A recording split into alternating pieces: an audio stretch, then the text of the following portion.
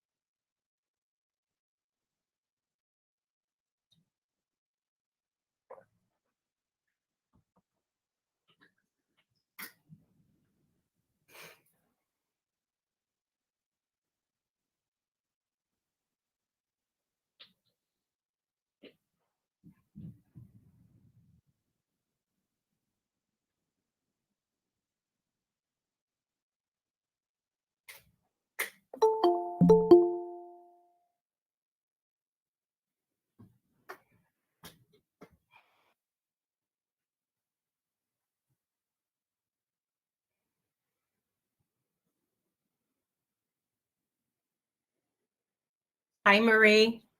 It's nice to virtually meet you. We look forward to meeting you more formally in a little bit, but welcome. You're on mute.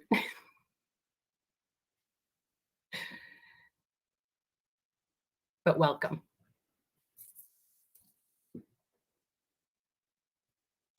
Sorry about that. Thank you. Yes, I spent most of my time in the lobby, but I was at the meeting last night.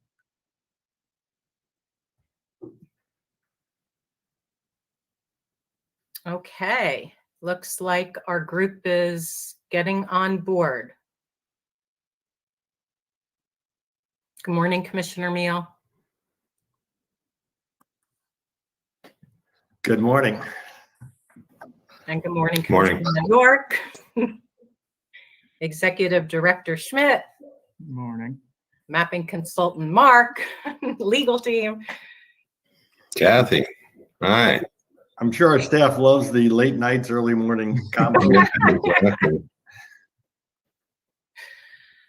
Yeah, you know what? I think we may have been a little relentless, but you know, we'll learn. It's a volunteer position, right? Does that mean we can quit at any time? Yeah, exactly. All right, so looks like welcome Ivy, and we're waiting on Vice Chair Watchman. We are still a minute early anyway, so. Erica, I'm going to get a cup of coffee. So. Okay. Yes.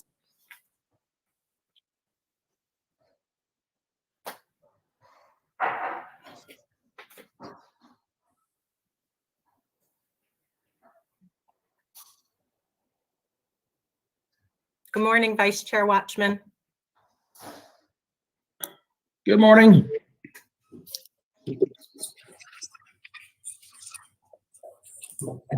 We've got our whole team here ready to go, and Commissioner York is just getting a cup of coffee. It's been late nights, you know, on the road, so. Can I make sure that I can be, oh, there we go. I was having microphone problems. I'm Kathy, the court reporter. Nice to meet everybody. Hello, Kathy. Hello. Thank you for joining us. And if there's anything that you need, please make sure you text or reach out to Brian or staff so we're aware of any needs, glitches, please.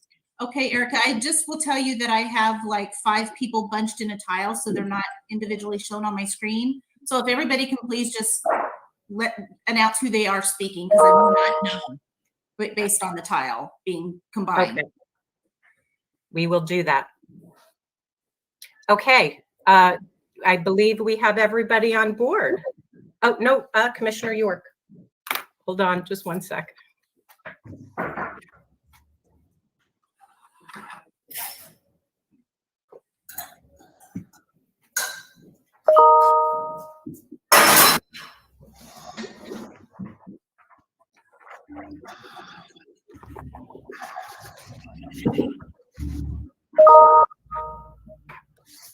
Okay, with that, I think we can begin. We'll dive in. Agenda item 1, call to order and roll call. 1A, call for quorum. It is 8:01 a.m. on Tuesday, August 10th, 2021.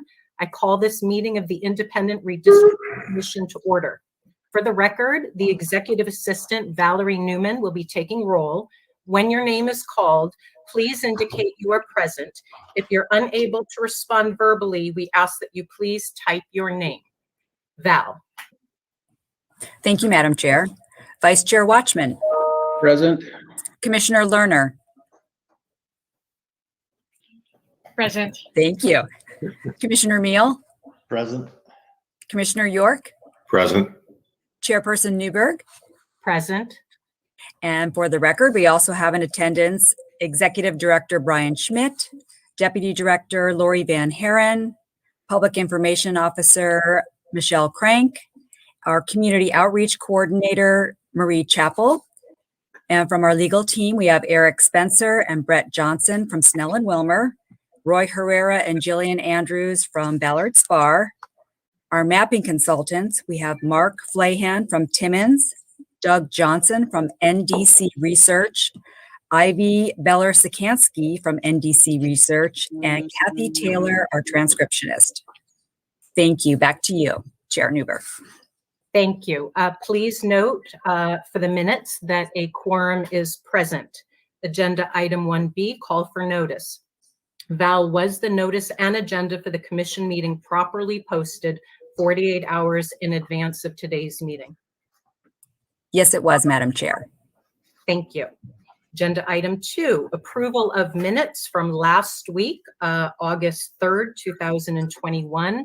We have A, the general session minutes.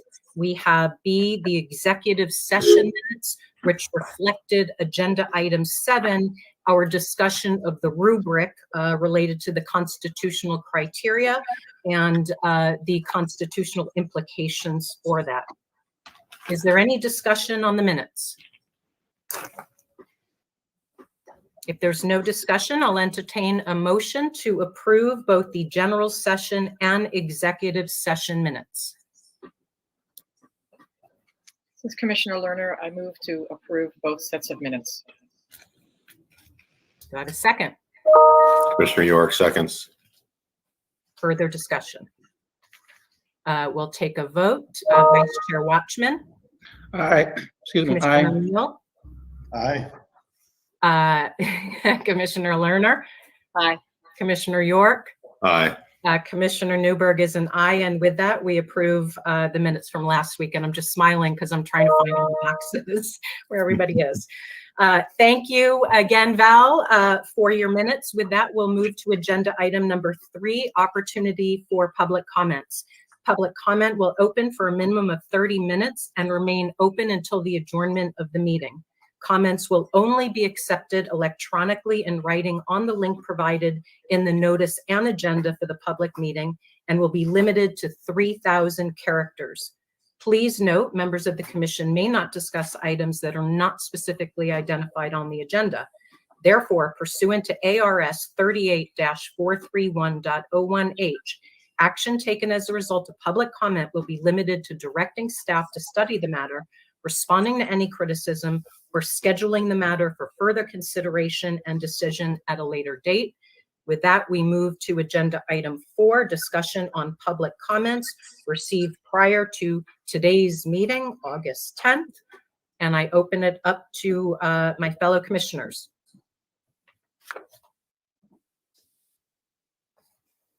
This is Commissioner Lerner. I just want to say thank you. You gave us a lot of very specific comments this last time that related. Sorry, Kathy? No. You're okay? Okay. Yes. That related to our public meetings. I want to say thank you for your feedback and also to let you know we heard you. Staff worked incredibly hard to pull together the meetings, and glitches will always happen as we're proceeding with things. But I know every time anything happens, staff work very hard to address those issues. So I appreciate the comments that you gave on our meetings, on developing communication plans, our work today that you commented on as well about developing grid maps and competitive districts. And basically just that we appreciate the detail that you provided in many of your comments and the feedbacks. There was one in particular I wanted to mention. Somebody mentioned about changes in districts over 10 years, and I thought that was a really good point. Very often we're commenting about things that are today, but 10 years ago, things were different. And so that acknowledgement that changes have occurred, I think, was an important one. Thank you. Thank you, Chair Newberg. This is Commissioner Meal. I just want to comment that the public meetings, the turnout was really strong, and the comments the vast majority of comments were really on point and meaningful and helpful. So I want to thank the public, thank all the people that came out. We really do appreciate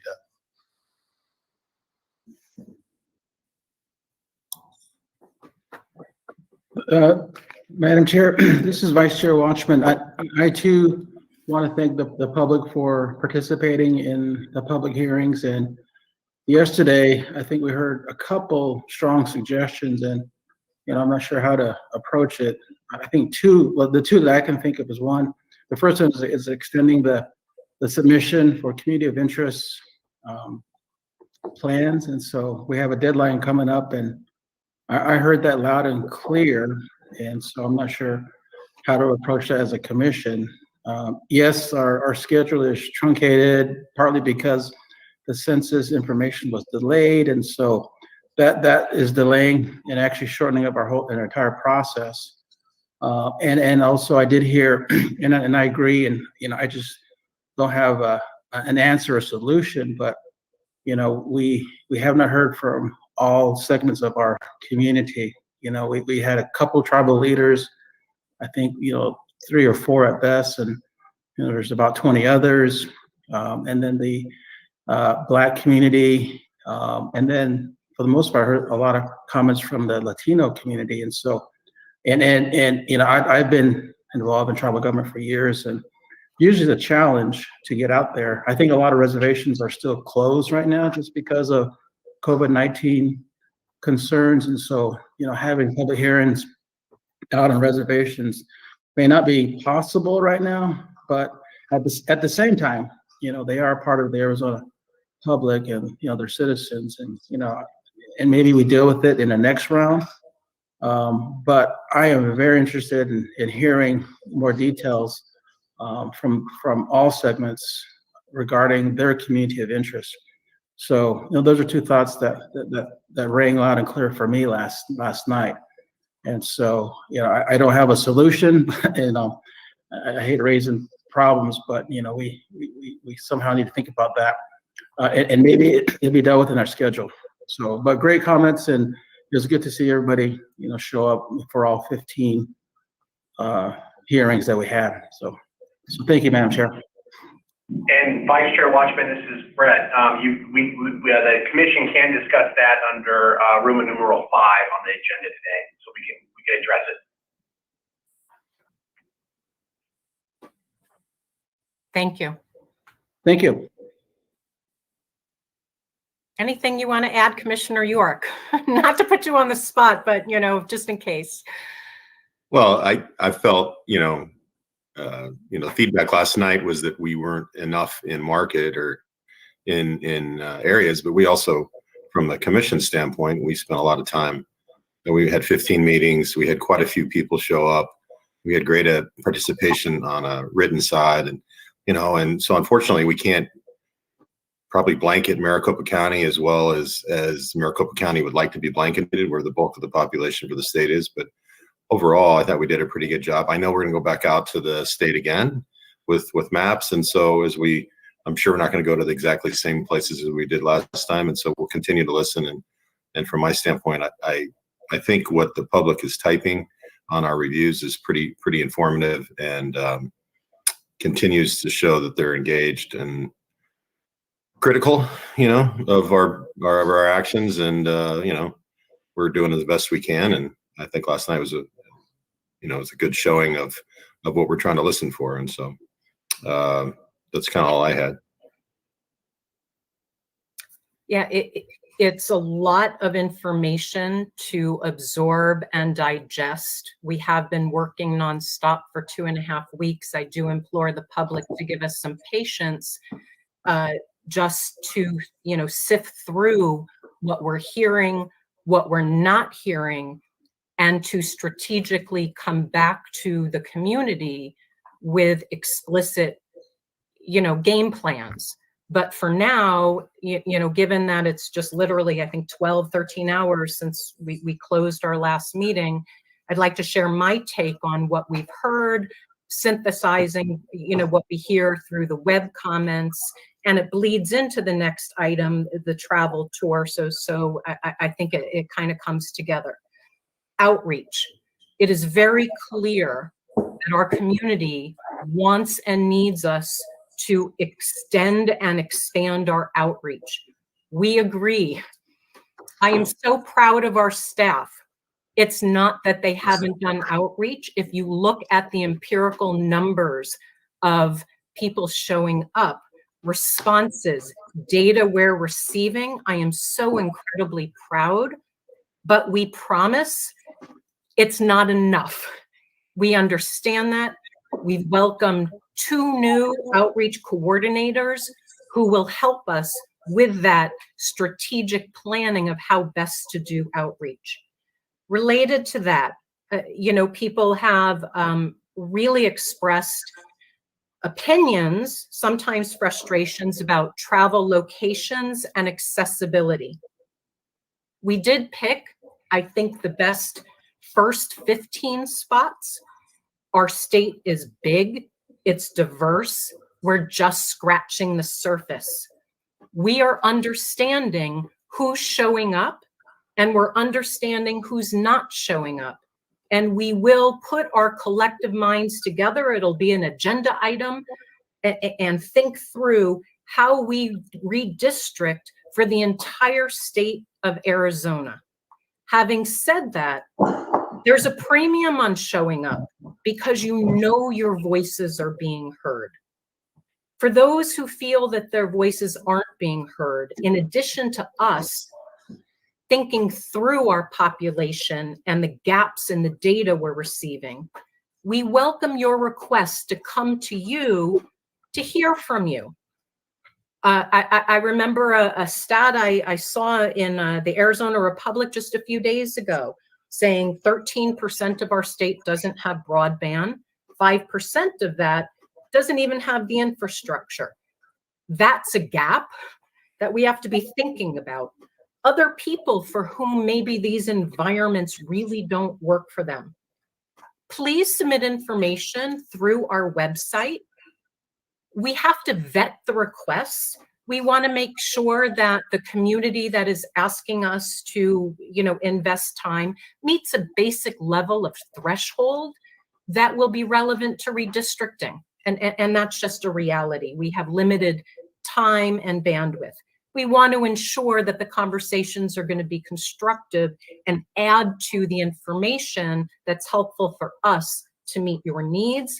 And we also want to vet it so we can ensure balance, because we do want to ensure there's an overall balance of perspectives that we're hearing. Reach out now, please, community. Don't wait until the draft maps are out. We'll have all of the legally required public, time to comment. But this commission is very interested in learning. We're studying, we're going around the state, we're investing a lot of time.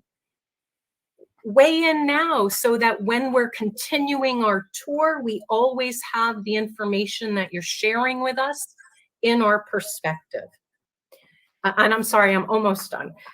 Rushing the timeline. There were some concerns that with a focus on the approved option 2 schedule that the 5 commissioners agreed on, that by returning to that schedule, that maybe we'll cut corners or compromise integrity or quality. That won't happen.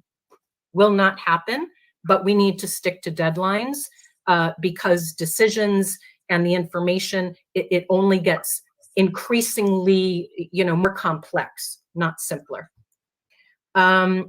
Competitive measures. Oh my goodness, a lot of focus on please, please, please prioritize competitiveness. This commission, we care deeply about competitiveness. As the rest of the meeting today will demonstrate, we're giving it the attention it is due. All criteria of the Constitution demand consideration and attention. However, according to the Constitution, we can consider competitiveness to the extent that it does not cause a detriment to the other factors. Why am I emphasizing this? Please, community, be specific if you're just asking for competitiveness. If you can link it to one of the other constitutional criteria to help us understand your basic democratic needs, that's going to be a more effective way. And with that, I am done. It's just been a lot of information that we've been receiving, and my basic motivation in sharing my feedback is to really reassure the public that we care and that we want to learn and we want to really truly redistrict for everybody. And with that, we will turn it over to agenda item number 5, where the mapping consultants can take it away and talk about our tour and all of the subsequent decisions. But prior to that, again, I just want to reiterate a deep sense of gratitude to the staff who have been traveling and working nonstop. Of course, glitches happen, but the data we've received is in and of itself proof that it was fabulous. So thank you. And with that, I'll move it over to our mapping team. Good morning. Well, we've had a great 15 meetings, lots of attendance, lots of outreach. I was looking at our community of interest survey tool this morning, and as of right now, we have received 616 submissions. So people have provided us a lot of data. A couple things that we heard on the tour regarding the community of interest survey was people were asking to extend the deadline of it, because the current deadline is today at 5 p.m. Mountain Standard Time. So I'll put that out there. The other couple comments that we heard was the social economic app and the demographics weren't the easiest to use. So we've actually went back and reworked another product that I think is easier to use. So we have another product that the public could use. And if you'd allow me, I'll be happy to show it to you. Please. Okay, hold on, let me share my screen.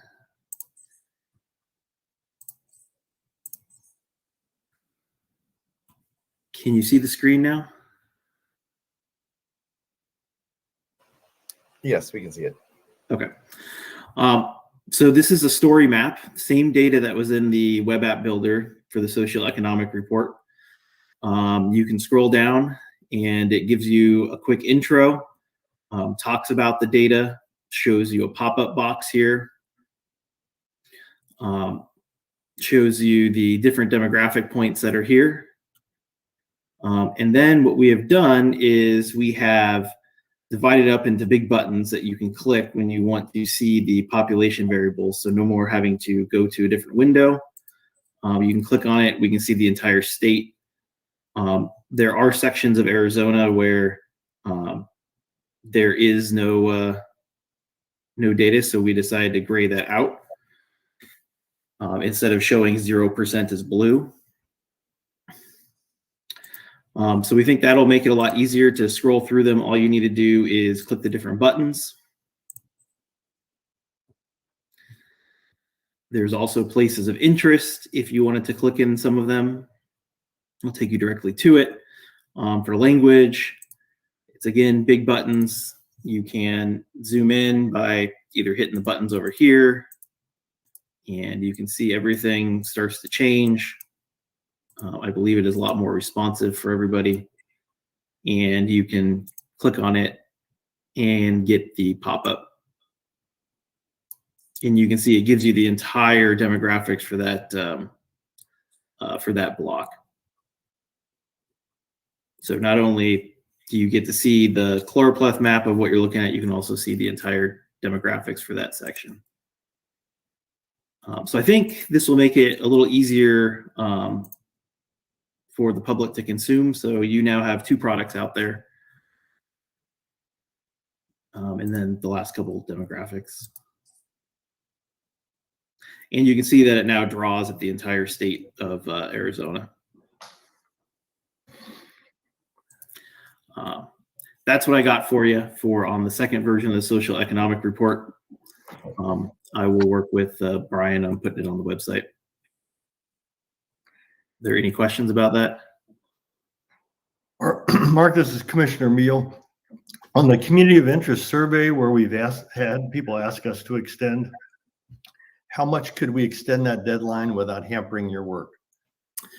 I would say maybe a day or 2 max, because there is a lot of data that came through it. Just yesterday, we were probably at just a tiny bit over 400. And today we're at 616, I think I saw the last number. So it seems like we get, almost 200 a day, at least in the last 24 hours. Commissioner Milligan, that almost argues more for extending it than not extending it if we're getting that kind of activity. If we were to extend it to the end of the day Friday, is that something that you can live with, or is that a problem? Hold on, let me look at the calendar. Doug, what's your thoughts? Well, Mark's getting the specifics. I think if the Timmons team can squeeze their time a little bit and give another day, fine. But while everyone wants to participate more in the current phase, keep in mind this is just initial input. When people really are going to get their hands dirty on this is when we have the grid map out and people can start making much more concrete numbers. So I would be sure that no extension this time impacts when that stage happens. You don't want to take time from discussing actual maps to increase the time to discuss communities of input first, because the discussion of the maps is certainly a much higher priority. And that's the point I wanted to emphasize. Yes, we can extend it a little bit. This is the first bite of the apple, so communities will have many opportunities to continue to weigh in. Just this is Commissioner Lerner. Will the website be shut down then at the end of the day, or is it something that? I guess that's my first question, Mark. When the deadline hits, we will turn off the survey. Okay. But the dashboard will continue to work. So we won't allow any new input into the system, but the listening tour submission dashboard that's out there that's on the IRC website will continue to work with the data that was submitted to it before the deadline. But Mark, this is Brett real quick, just for clarification, which Doug just mentioned. Once we get into the grid map, this is all going to be put back up and people are going to be able to do it, but actually using lines. So this is not an end-all, be-all of tomorrow or next day. And in fact, you're going to have a much more fulsome system, in a week or so. Brad, Mr. Commissioner York, I appreciate that input, but the reality is last night there was definitely a consensus that there was not enough time. I would ask for 2 more days. With that, this is Commissioner Lerner. I would tend to agree, but I'd want to make sure that from NDC Timmons that's going to work. I wouldn't go anywhere past 2 days because our goal is to get you the report by the end of the month for the 31st. And the less days that we have on the back end to process the report, it just doesn't make it that much easier for us. And the more data that we get, the more processing that we have to do on the back end. Not saying that more data is bad. More public input and data is great. It just cuts down the time that we have to create the product for you. So what if we considered the days, today a working day, tomorrow working day, maybe the end of the day tomorrow? To be honest, those who are most focused on this are focused today, will hear these deadlines. And I think the most relevant deadline is really the next 24, 30 hours. I would agree with that. And I also think that we do our part to try to listen to the public. And I would I add, agree with that as well. I think that extra day. I agree. and sorry, I would add too, just so the public is clear, this is not the end of discussion communities of interest. If they didn't get their map in this phase, and then the grids come out, they feel that their community of interest is divided, they can still raise that issue with the commission, even if it's not a community of interest they drew in this phase. There's no cutoff in that criterion being considered. They can still come up and raise their thoughts, as someone mentioned earlier, about an entirely different community of interest later on in the process if they choose.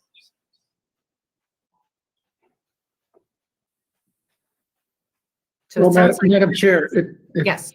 if we could allow for another day or two, I think that'll demonstrate that, we have listened to the public, and as Commissioner York said, we did hear loud and clear that a few more days is being requested, and I think we should do it. And yes, we have many bites at the apple, but I think we need to listen at all segments of each bite. And so this is very important, and yes, it's a challenge to get to every segment of our community. But I heard loud and clear, as Commissioner York mentioned, a reasonable request to add a few more days. So if we have to staff up from Mark's side, then so be it. So I think that the request was put out there, and I'd like to accommodate that in some fashion. Okay, so is there I had proposed close of day tomorrow. If people feel that an additional day is going to yield meaningful data and the mapping folks can accommodate that, I defer.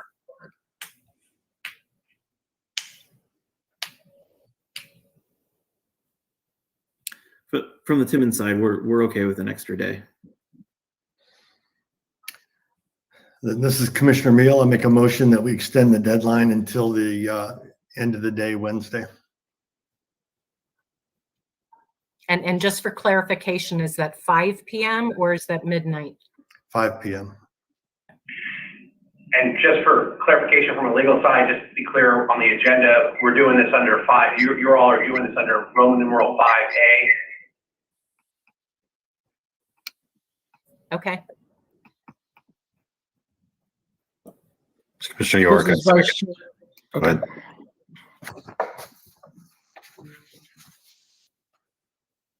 Commissioner, 2 seconds. Yeah. I'm sorry, I'm not hearing. Right. Can we back up? Commissioner York, can you please, did you hear Commissioner Meal? Yes, Okay. And you heard Brett Johnson? yes. This is Commissioner York. I second the motion. Any further discussion?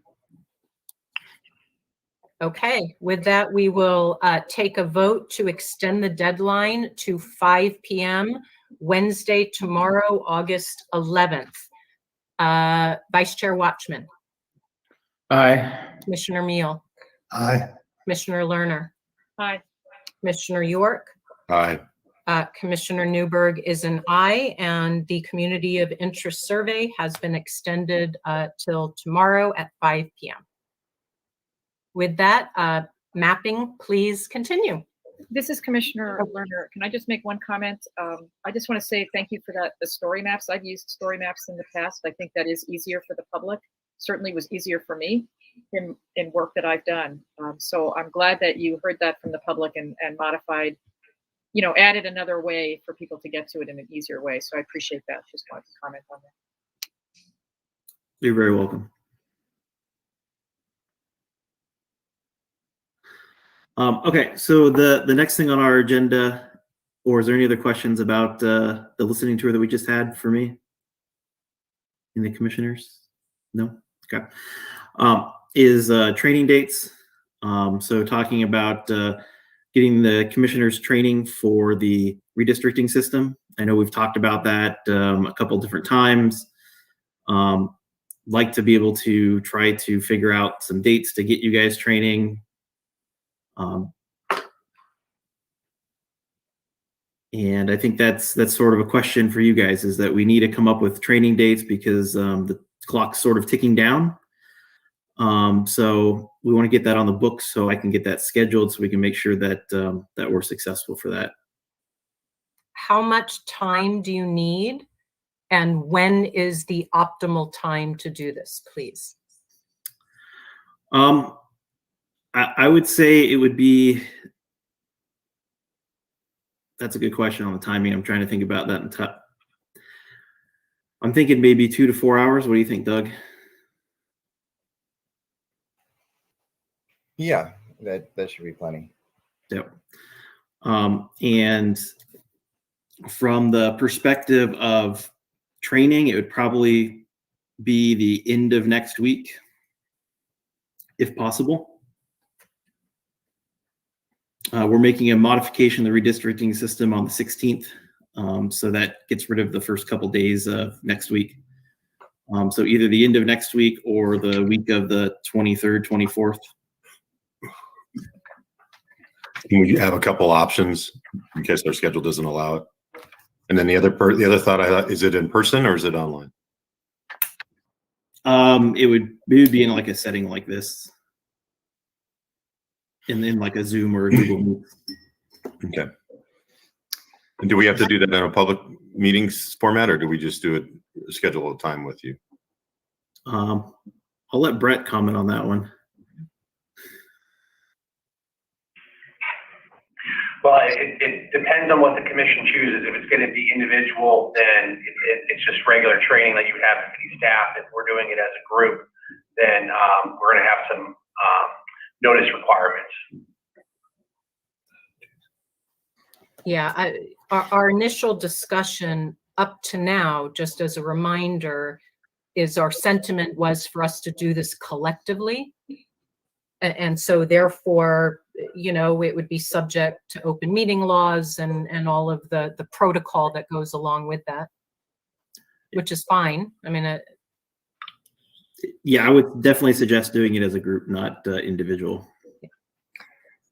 This is go ahead, please, Commissioner Meal. This is Commissioner Meal. I'm traveling a week from Friday and not available, but I am available on Wednesday or Thursday next week. Anytime. This is Commissioner Lerner. Thursday is wide open for me, and so if we could do it on the 19th, perhaps, that would be a good day for me. If not, then I could try to arrange something on the 18th, work around some things I thought I could make adjustments. But Well, sooner than later, just to get going on that. Sorry, Doug. My next week's pretty full, but I was hoping to do it the week of the 23rd. And is this not something that we can, you know, I say squeeze in, we have robust meetings, but something to do on a regular Tuesday meeting? Oh, So you're thinking like the 24th? It would take your whole meeting. You wouldn't have any time to do any time. Well, we have a precedent of having long meetings. But I hear you. It sounds like it's better to carve out a separate time if we can find the time. I've cleared off all of every Tuesday, so I could do it on the 24th, you know, later in the day on Tuesday, do the morning meeting and then maybe break and do that in the early afternoon or something. Oh, I could do, this is Commissioner Lerner. I could do that as well on that Tuesday, the 24th, if we wanted to just have the afternoon be scheduled for training, if we could get through our business in the morning. Vice Chair Watchman, how does that look for you? The 24th is good. Yes, I've been trying to clear my whole Tuesdays just for the things like this, and so the 24th would be good for me as well. Does that work for the mapping team? As long as you guys are welcome for a long meeting, I don't see an issue with it, and I can take this as an action item and report back next week about the exact time commitment that you guys would need for the training. I know we mentioned 2 to 4 hours. I could probably try to button that down a little bit more and give you a more exact number. But I will. Yeah, and that's okay. I mean, it sounds like, listening to my peers that we have truly blocked Tuesdays off, and that people are open-minded, to having long days, and maybe that's efficient. Maybe that's, but thank you. The next part is the competitive grid map selection discussion. That's B. I think we moved that to under C, because I think if we talk about the discussion on when to increase the number of regular meetings would be better as B, and then the competitive grid map selection can also flow into 6, if you're okay with that, Madam Chairwoman. Please. Okay. The question came to us about, when are we going to need to start increasing the amount of meetings with the amount of work that's coming and the amount of public input and the grid map and the draft maps. I think soon you guys are going to have to start increasing your meetings to at least a couple times per week. I know Doug's had quite a bit of experience on public meetings and the exact timing on when to increase. Doug, do you want to give them some of your experience? Sure. I think there's 2 ranges we're talking about. One is between the grid and the draft map, how are you going to get public feedback, and what meetings you're going to hold, and whether that'll just be each Tuesday or whether we'll try to add in a couple more meetings, just kind of listening meetings for the commission. Then there's the kind of decision meetings where you take everything you've heard about the grids and how to improve them and make decisions about adjusting the grid. And that is real, I would envision that as essentially a whole week in all likelihood. I believe, Mark, correct me if I'm wrong, I think we have that still scheduled for October 15th through the 22nd. Give me a second. I need to bring that up. Don't have it sitting right in front of me. Hold on. So I don't know this necessarily that we're looking for. We'll go to twice a week for the rest of the project, as much as increase a little bit when you're listening, and then an intensive week of decisions. And hopefully we can get it done in a week. And then after the draft map is adopted, then you're going to do a 30-day constitutional required period where you're planning to go back out and do another listening tour. They won't be back-to-back meetings like they were in this past listening tour, just because there's a lot more processing and taking in the input required. But they will be fairly frequent, I'm sure. And then those would lead into another, I think we're looking at December 7th through 14th or somewhere in that range of an intensive week to week and a half of final decisions. And I know we talked about the 22nd, and that's not quite going to the 22nd, because then once you arrive at a near final map, we want to do that last phase of letting the county elections folks weigh in to see if there's any administrative shifts that would make their jobs easier the last couple of days. So we're really looking at maybe adding in another meeting each week or every other week between the adoption of the grid and the draft. An intensive week to week and a half of decision meetings, and then your listening tour, and then another intensive week to 10 days. Yeah. Commissioner Mule, you said October 15th, but that's a Friday. So would it be that week of the 11th or the week of the 18th? Do you think that we'd really need multiple meetings, or really to be meeting most days? That's what Mark is checking on now, exactly where that's falling. But it may make sense to have a first meeting on Friday, where you could give initial directions. We can process those directions and then get more fine-tuned over the rest of the days of the week, the following week. Yeah, for the schedule right now, we have tentative the grid map 23-day review from the September 15th through October 8th. And then October 11th through the October 15th week of comment and compile all the data that we hear from the review. And then development of the draft maps from the 15th to the 22nd, and then the draft map public decision meeting from 10/22 to 10/27. As Doug said, that might be a week long, so that time frame might expand a little bit. I think the key here is that at the critical times, your schedule is going to have to definitely flow and have a lot more meetings, and we're going to have to be a little flexible as we work through this process.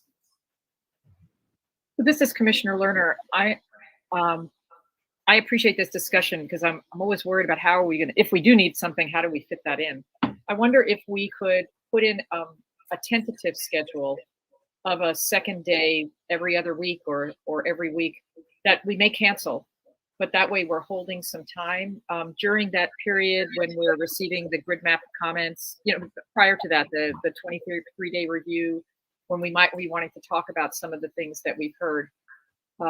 It would be something that would go on the calendar so that we keep it open for a while, but then as we get closer, we could say we're not going to need that, or we will. And then if you think we need to possibly extend the 15th to the 22nd, it would be better to do so now so we could put it in our schedule. And then again, we could always take it off. It's easier to do that than to have people schedule meetings and then now be asked to cancel them later on. So I'm just thinking of doing some holding dates that we can take out if we don't need them. Would that be something we could consider?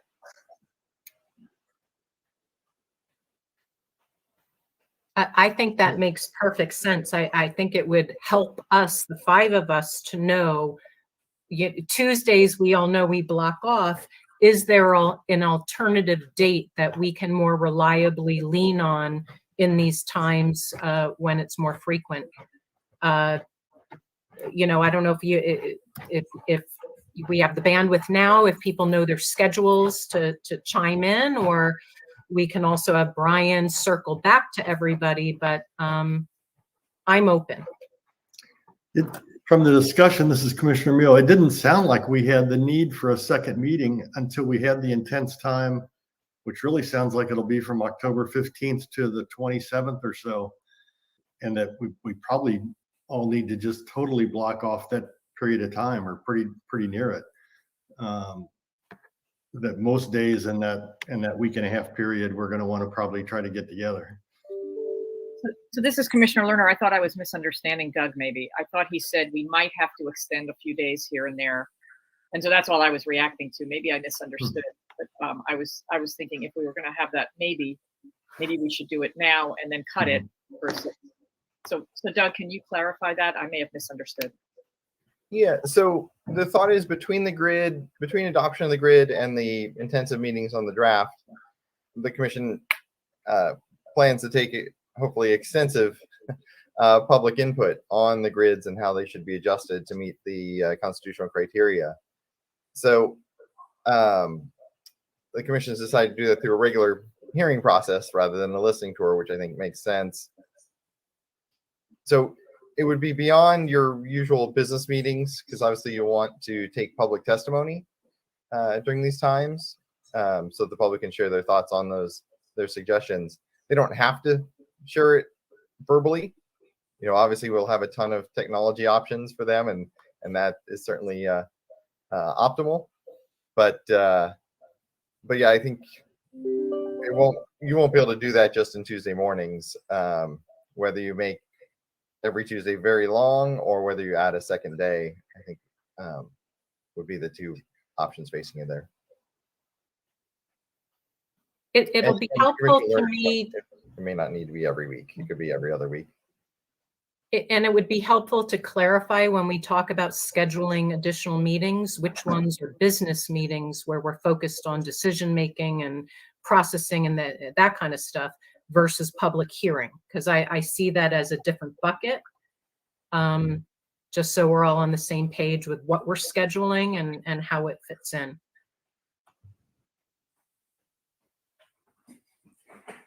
Maybe just, for expediency, Doug, maybe, you can reach out to Brian, let him know when you feel those weeks are going to require, additional time. And then Brian can reach out and we can all put our schedules together and figure out alternative times and dates that work collectively and along with our staff. Well, and we need some specifics. I mean, this generality is hard as far as I'm concerned, as far as trying to set a schedule.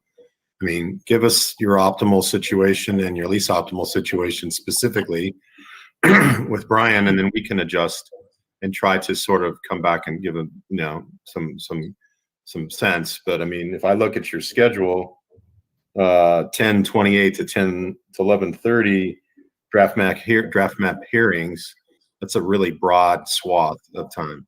And so if we could tighten this up a little bit, so Shireen and I and we can get our ducks in a row. Yeah, we can certainly do that. We'll work with Brian. That the draft to final map is going to be more or less another listening tour, and as you know, your team has been very, very busy and hasn't been able to work on that window yet. So we'll nail down some dates and locations for that, and coordinate with them on the schedule between the grid and the draft map too. So, but just so folks watching this understand, it'll likely be either really long Tuesdays or one additional day, at least every other week and perhaps every week. And we'll come back to you with a concrete set of dates for you to react to. Doug, another question. I guess I'm a little naive on once we start trying to do the draft maps. What are we likely to meet every day for 6 days? Are we likely to take 2 or 3 days? Just from your experience, can you describe the practicality of that process on how we might expect to go about that? Because I have no idea. Yeah, I would expect to meet every day. I mean, I appreciate Mark raising that. We actually have the 15th through the 27th is kind of the window here. So we'll work with you, work through Brian and get, there may be a day off here or there in that window, but it's likely to be most of those days. What I know what happened in 2001, I didn't follow it all that closely 10 years ago, but in 2001, it'd be 1 day on the legislative map, 1 day on the congressional map, 1 day on the legislative map, and 1 day on the congressional map. As the changes discussed 1 day for the legislative map would be made in the background on the next day while the commission was talking about the congressional map, and vice versa. I will note there is an infamous part of the transcript where it says thud, loud noise heard in the back of the room, and one of the commissioners said, "I think we just lost one of the consultants." So it is intensive. It is a little hairy, and we'll probably need a day or two off in that time period just for us all to catch our breath. But yeah, I would expect it to be fairly intense.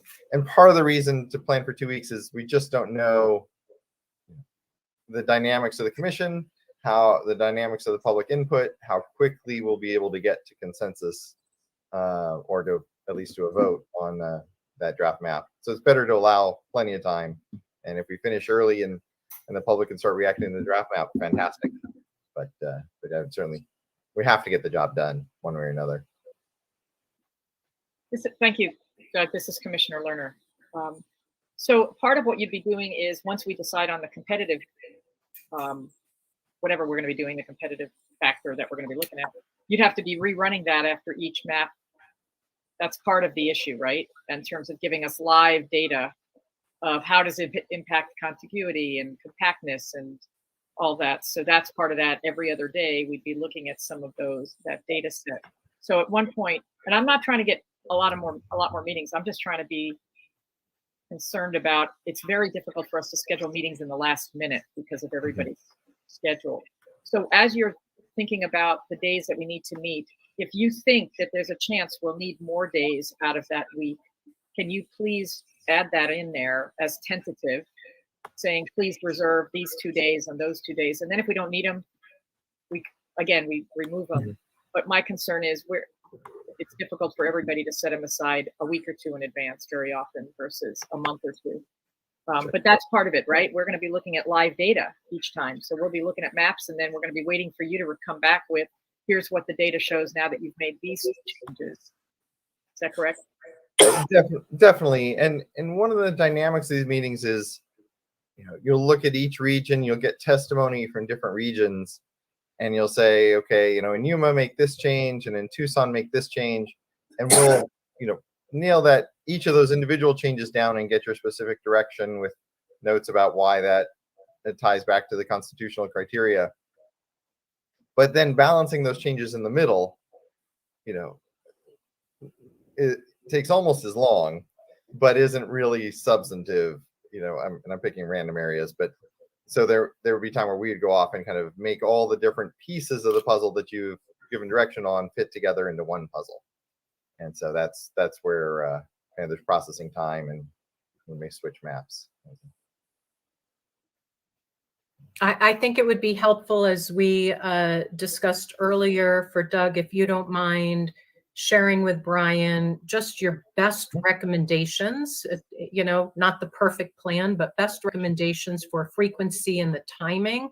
And Brian can reach out to commissioners and we can collectively find, windows of opportunity that work for us.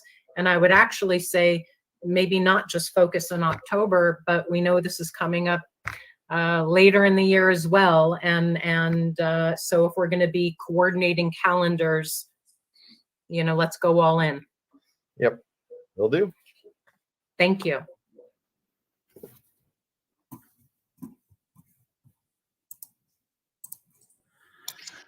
Well, Madam Chair, this is Vice Chair Watchman. If we could maximize our Tuesdays, that'd be great, because I think we did have that discussion.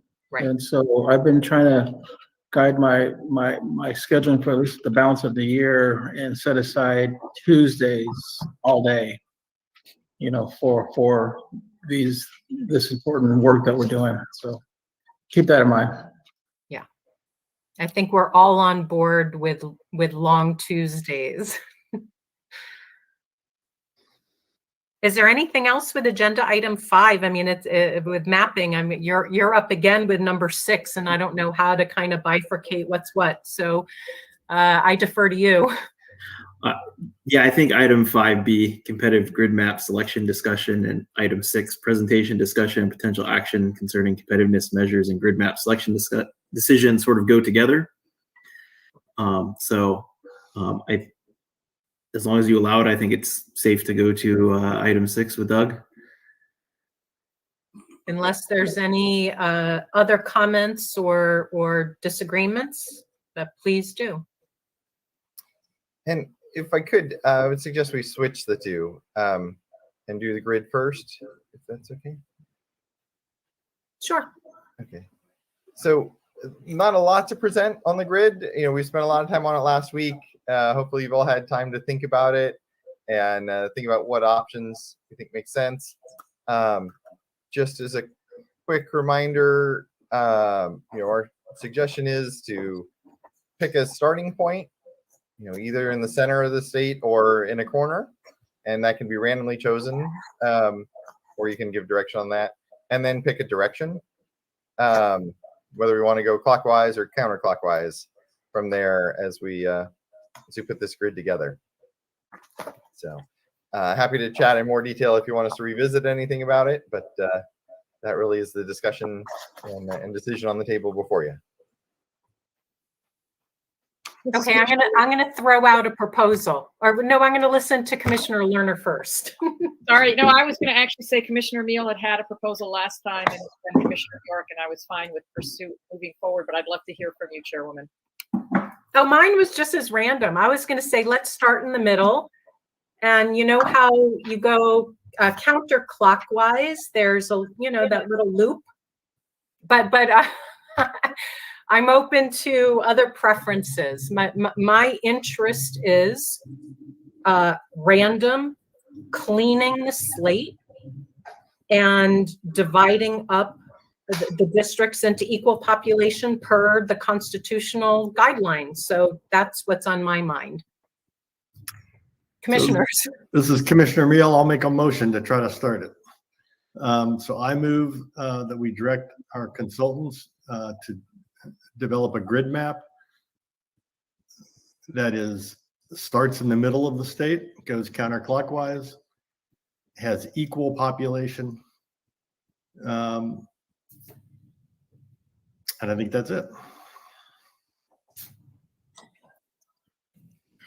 This is Commissioner York. I would amend that to start at the state capitol. Just for fun, sure.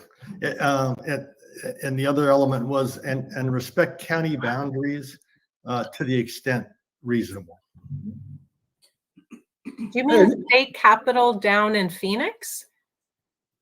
That's not in the middle. I think Prescott's more in the middle. Well, just to clarify, I wasn't clear in the introduction. When we talk about in the middle, the past commissions have looked at the township median, which you may remember from that map, which actually is in Phoenix. Although the last commission ended up not using it, they ended up using the census. They started the densest census block in the state and went from there. So you can start at any point you want. Okay. I don't Could care. Well, this is Vice Chair Watchman. I like to go clockwise instead of counterclockwise so that, we're all consistent. So I'm in favor of starting in the middle, but I would like to go clockwise. I'll amend my motion to go clockwise. I I would amend it to go count the township median, whatever that is. I'll accept that amendment.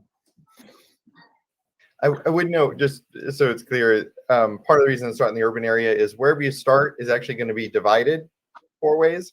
So it makes more sense to be in the middle of an urban area that's going to be divided anyways than to divide, say, the middle of Yavapai County. Okay. I think we have a consensus.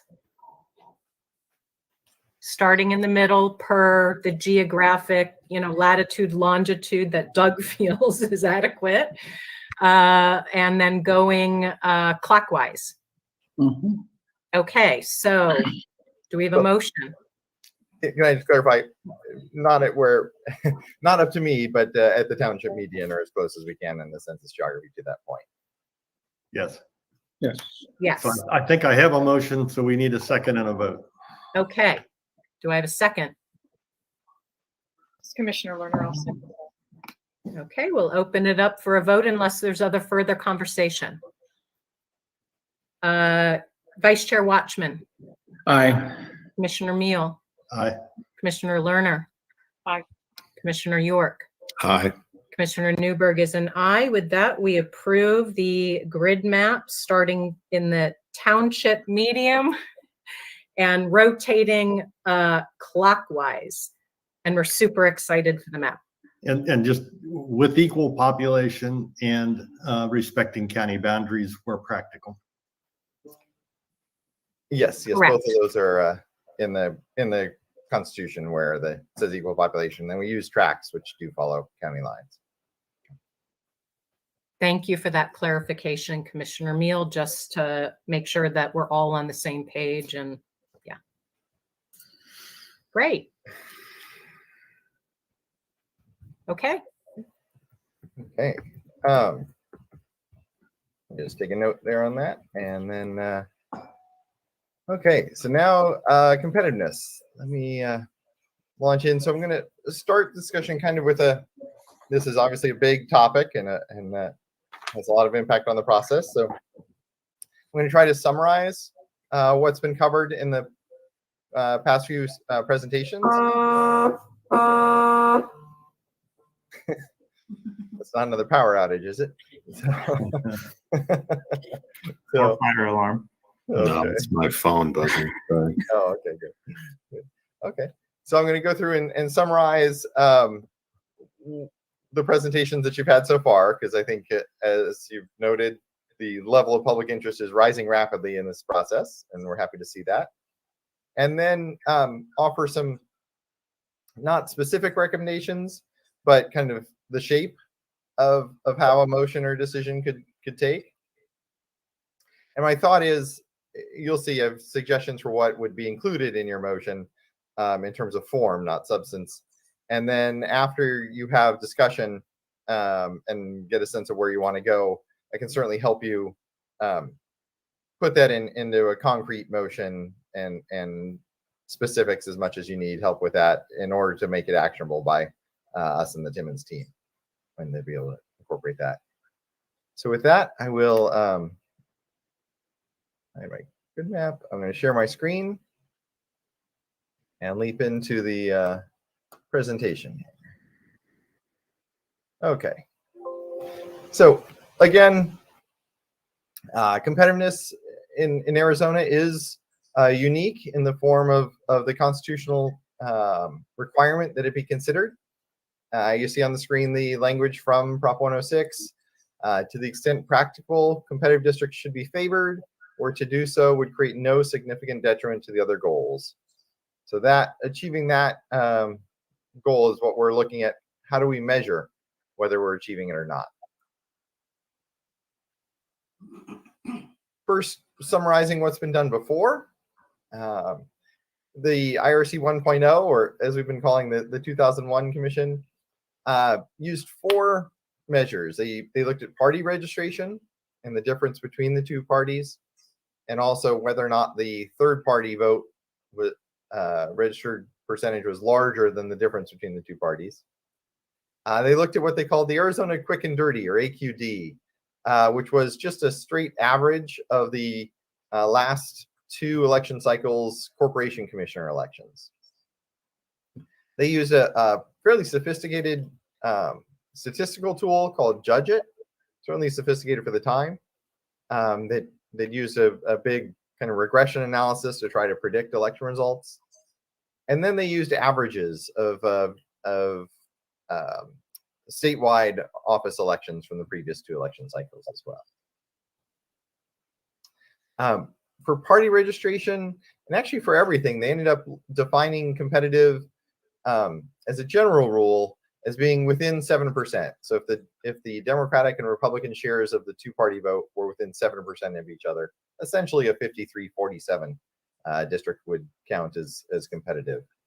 As I mentioned, they also did look at that for voter registration. They also did look at whether third-party registration was greater than the Democratic versus Republican difference.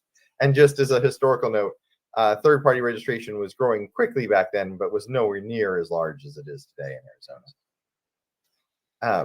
Mentioned the average of the corporation commission races. For Judge It, it was called Judge It back then. Sometimes in the current literature and Dr. McGee's presentation, sometimes it was referred to as the King-Groffman partisan bias measure. Those are essentially the same thing. And then I mentioned the averages. The 7% number actually came about both from commission discussion and because in Judge It as a statistical measure would generate a standard error. And so it turned out that the standard error, or roughly speaking, the margin of error was plus or minus 3.5%. And so for Judge It, that was a statistically defined 7% range. And that became the range used for all the measures. It wasn't a formally debated or discussed 7% versus 10% or what range to use. That was just evolved out of the early discussions. And they did discuss, but ended up not formally counting whether a bulletproof district, meaning absolutely no chance of the other party winning that seat, would be a negative that would detract from the overall competitive evaluation of a map. In the end, different commissioners personally gave that weight in their decisions, but it wasn't formally measured. But obviously, you could look at the numbers generated for competitiveness and see which districts appear to be bulletproof.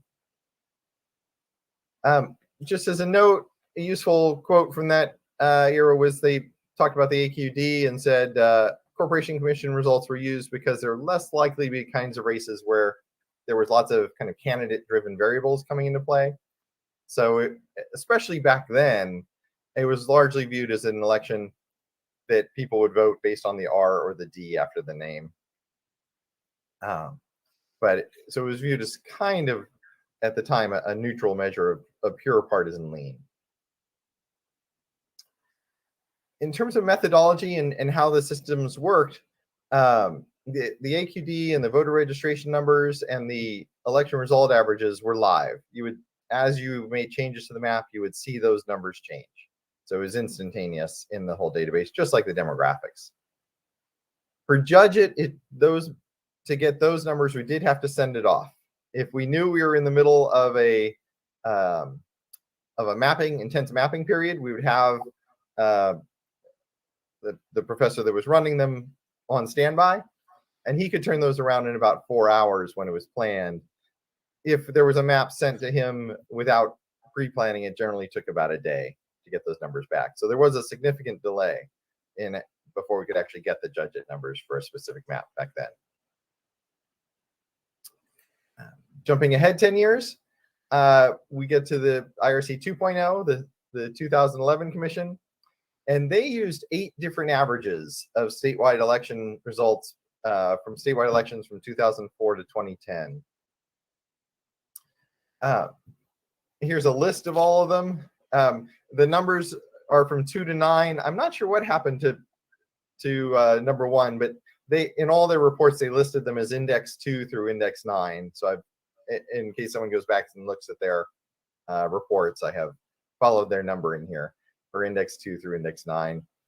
And so you get everything from just averaging the 2008 and 2010 elections with each year weighted equally, all the way down to, you can see in index 9, weighting the current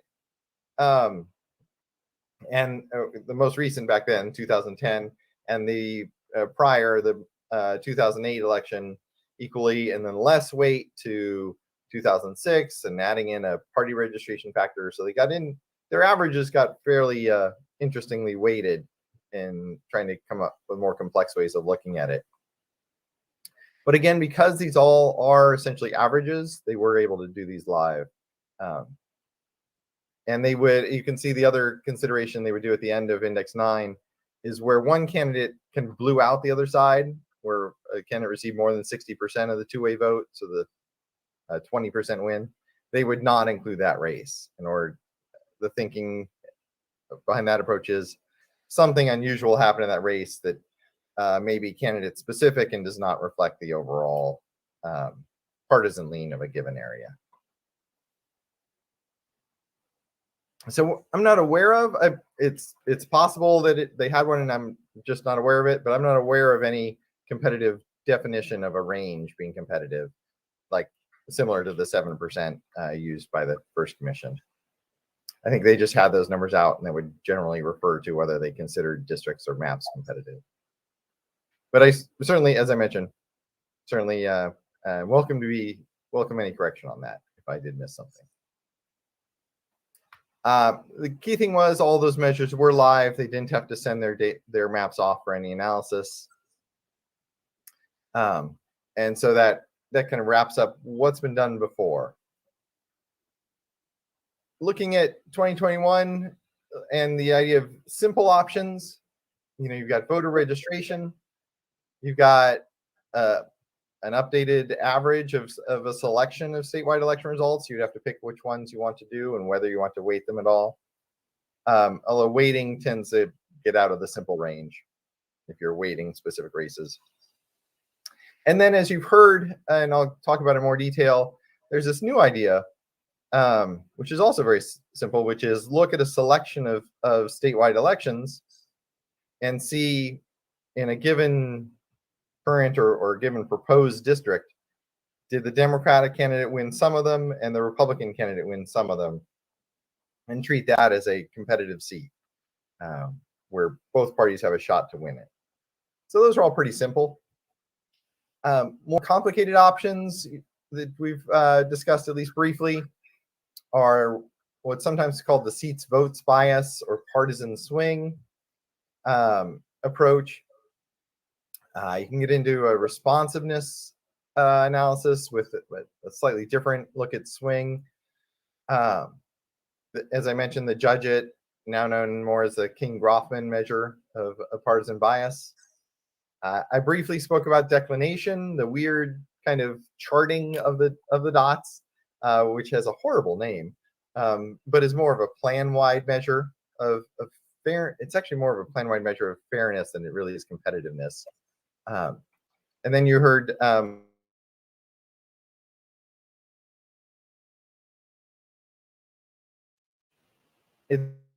it's actually quite easy to calculate, but it doesn't really define competitiveness. It's more a measure of what they call fair, generally viewed as fairness, or a detection method for bias in the map. So it's not really a competitive measure. The other thing that we've heard about is kind of thousands of maps comparisons.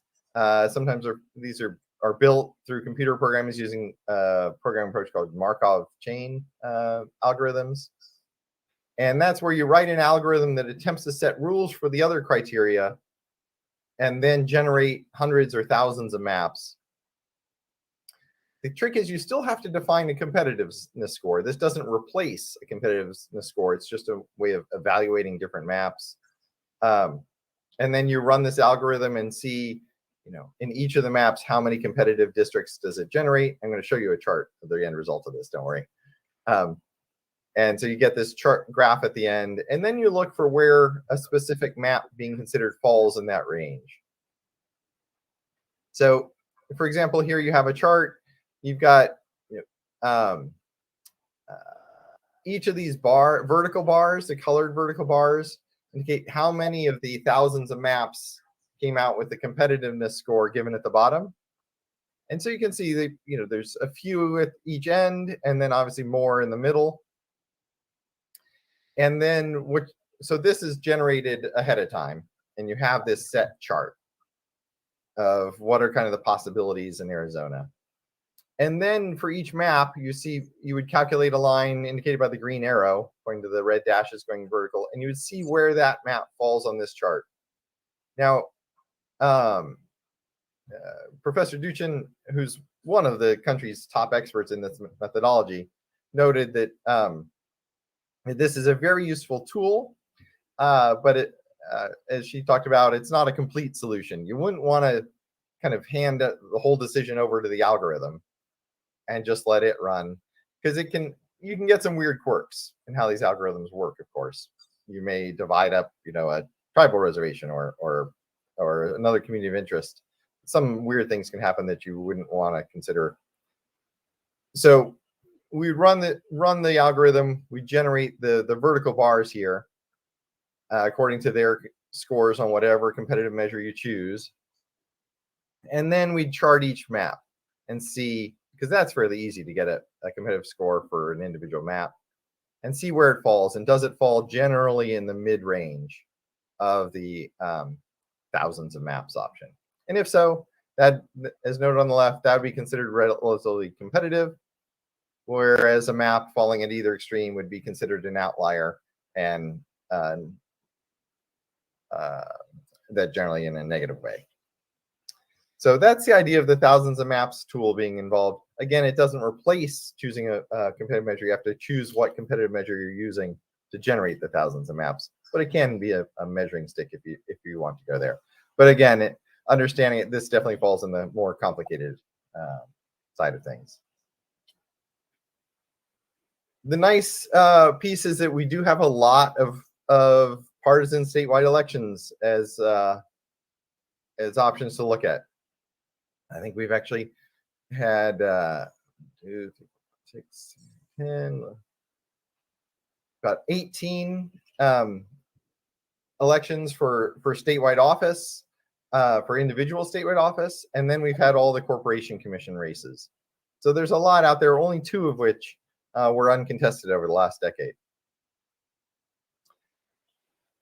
These are the numbers. I hand typed these, so as noted at the bottom, I may have made a few typos because we're still building the official database. But you do see a lot of competitive races, and I'll come back to this chart later on in the context of the different academics feedback we received. The one catch, and the reason I put this slide here, is the corporation commissioner races. You can see, for example, in 2020, there was only 1 Democratic candidate, and there were 3 Republicans for the 3 offices that were open. Other years, there was 2 versus 2 when there were 2 open in 2018, 2 Democratic and 3 Republicans when there were 3 seats in 2016, and so on. in the general elections, of course. So how do we analyze these? It definitely is a little weird.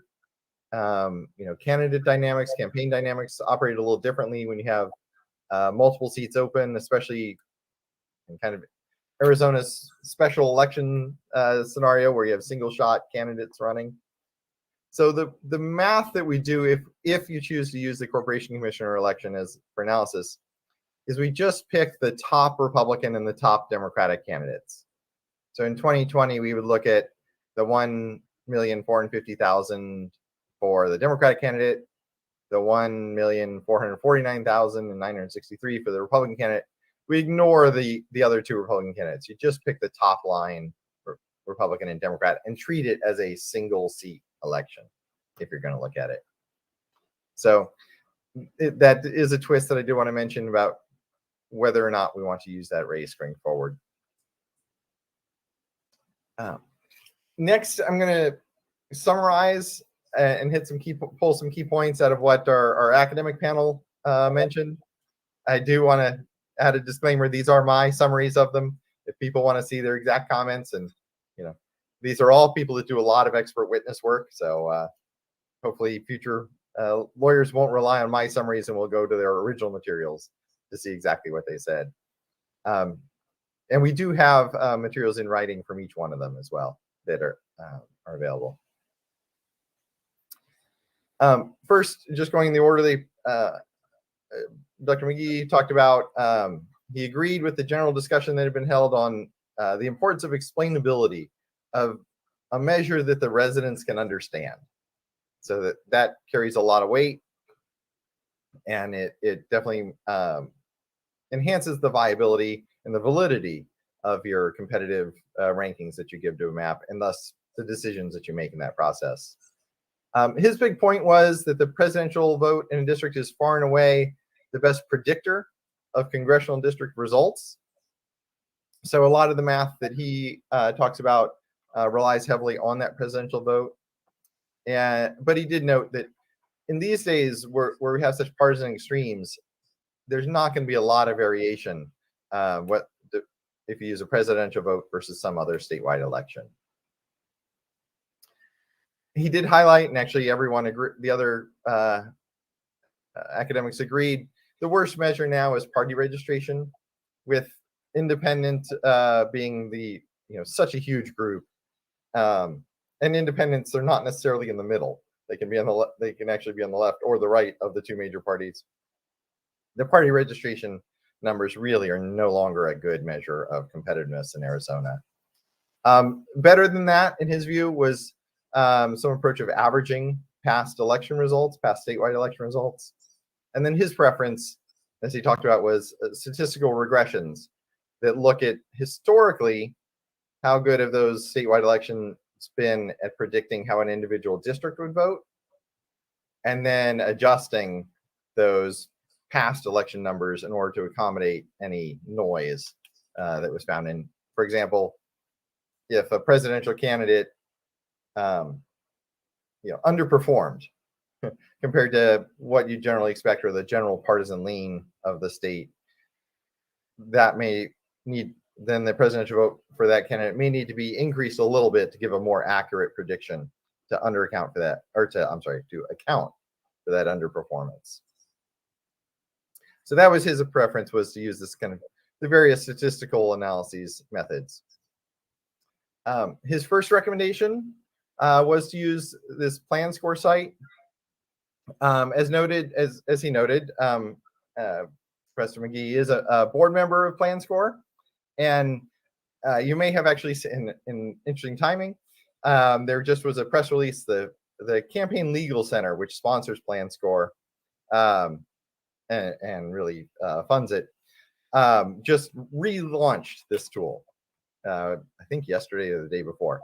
So this has been getting some publicity. He demonstrated the site for you live. You submit the shapefile of your plan, and it calculates the three statistical measures: the efficiency gap, partisan bias that King Groffman kind of updated judge it measure, and then the mean median gap. It is heavily reliant on the previous presidential election result, but it does use some past legislative and congressional results. And anytime you're using past congressional and legislative results for any measure, you run into challenges of uncontested elections. And so you have to fill in those data holes. And then, of course, they have as you saw, a very quick responding website that runs these things quickly. So there are some mathematical kind of shortcuts that have to be taken in order to get these things to work on a website. So as with Judge It back in 2001, the plan score numbers can be a useful tool if you want to use them, but it does come with noise that comes from any statistical analysis. So you'd want to be careful of not worrying about if one plan is half a point higher than the other. It's more, are they in the competitive range? Then yes. The other consideration you could have is plan score generates all three scores. The efficiency gap, the mean median gap, and partisan bias. You can choose to just focus on one or two of those as your official measures. It's worth noting, as Eric noted himself, and the others agreed with, the mean median gap is more a measure of bias. It measures how the average, or the statewide average of the vote for a certain office compares to the district by district average. So actually, if you have a state that goes 56% for one candidate, the mean median gap favors every district going 56% for that candidate. So it is more of a bias measure. It's not really a competitiveness measure. Efficiency gap might get a little closer to competitiveness, but is also a plan-wide kind of partisan gerrymandering detection thing. You can have a good efficiency gap score with a map that's, I'll use the term, fair between the two parties, even if districts are not individually competitive. The partisan bias gives you more of a competitive measure. Again, statistically calculated using kind of their mathematical approach. So the math for each of these are on the site are open source, and people can look at the specifics if there are mathematicians that want to look at exactly how it's calculated. He also, in the email, kind of summarized his testimony, and this is part of the record. He talked about generating a competitive range of reasonable swing. So think of this, it was a little hard to follow at first, but think of this as, how do you determine, is plus or minus 3%, plus or minus 5%? What is that competitive range? Or as he called it, a reasonable swing. So this, you kind of have to at least I had to kind of take some time and wrap my head around what he was saying here. But he was saying, look at the average vote for U.S. House, State Senate, and State House, a vote share in each of the last 5 elections. And that gives you, 3 different scores for each year. One average for the U.S. House, one average for the Senate, and one average for the State House. Then across those 5 years, average all of the U.S. House races, and average all of the State Senate races separately, and average all of the State House races, and see which one of those 3 tends to swing the most. And whatever chamber you find the largest kind of typical swing, treat that as your competitive range. So if, say, State House races, you see a significant swing of 6%, and that's bigger than your Senate and House races, you would use that 6% range as your competitive range. So it's essentially, he calls it reasonable swing, and really it's defining that competitive range. Then you would calculate the number of competitive districts in that range, either by using plan score or using some other approach. So it is something you can do. He talks about subtract 50% from the predicted vote share. That's just a mathematical kind of norming thing, where your competitive range is going to be, say, 6%. Plan score is going to say the predicted vote is 55% for one party. So you subtract 50% to get 5% and know that it's in that range. So it's a little, again, you kind of have to wrap your head around it, but it kind of makes sense once you wrap your head around it. He did talk about caution against using a statewide office with larger partisan swings than that reasonable swing range. And he notes that not just in Arizona, but gubernatorial races tend to be especially notable for this in his research. This is similar to the idea that the IRC 2.0 had of excluding those elections where a candidate got 60%. So we're trying to exclude those outlier elections.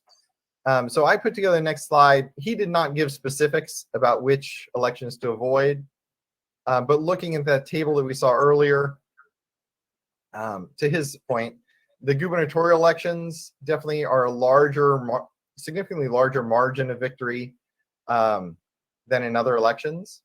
You consistently see the lowest Democratic percentages and the highest Republican percentages in the two gubernatorial elections. The 2016 U.S. Senate race was also there, and then actually almost the highest was the 2014 Corporation Commissioner race. So if you wanted to kind of follow his advice of excluding the outlier big wins, those would be four that perhaps fall into that category. You can see all the others are much closer. You get 2012, you get a 55%, 54.6, but the others are all really between 53 and 50% of votes for the winners. So that was summarizing Eric's comments for Dr. Duchin. She made the important point to remember that it is much harder to predict future election results than it is to analyze current or past election results.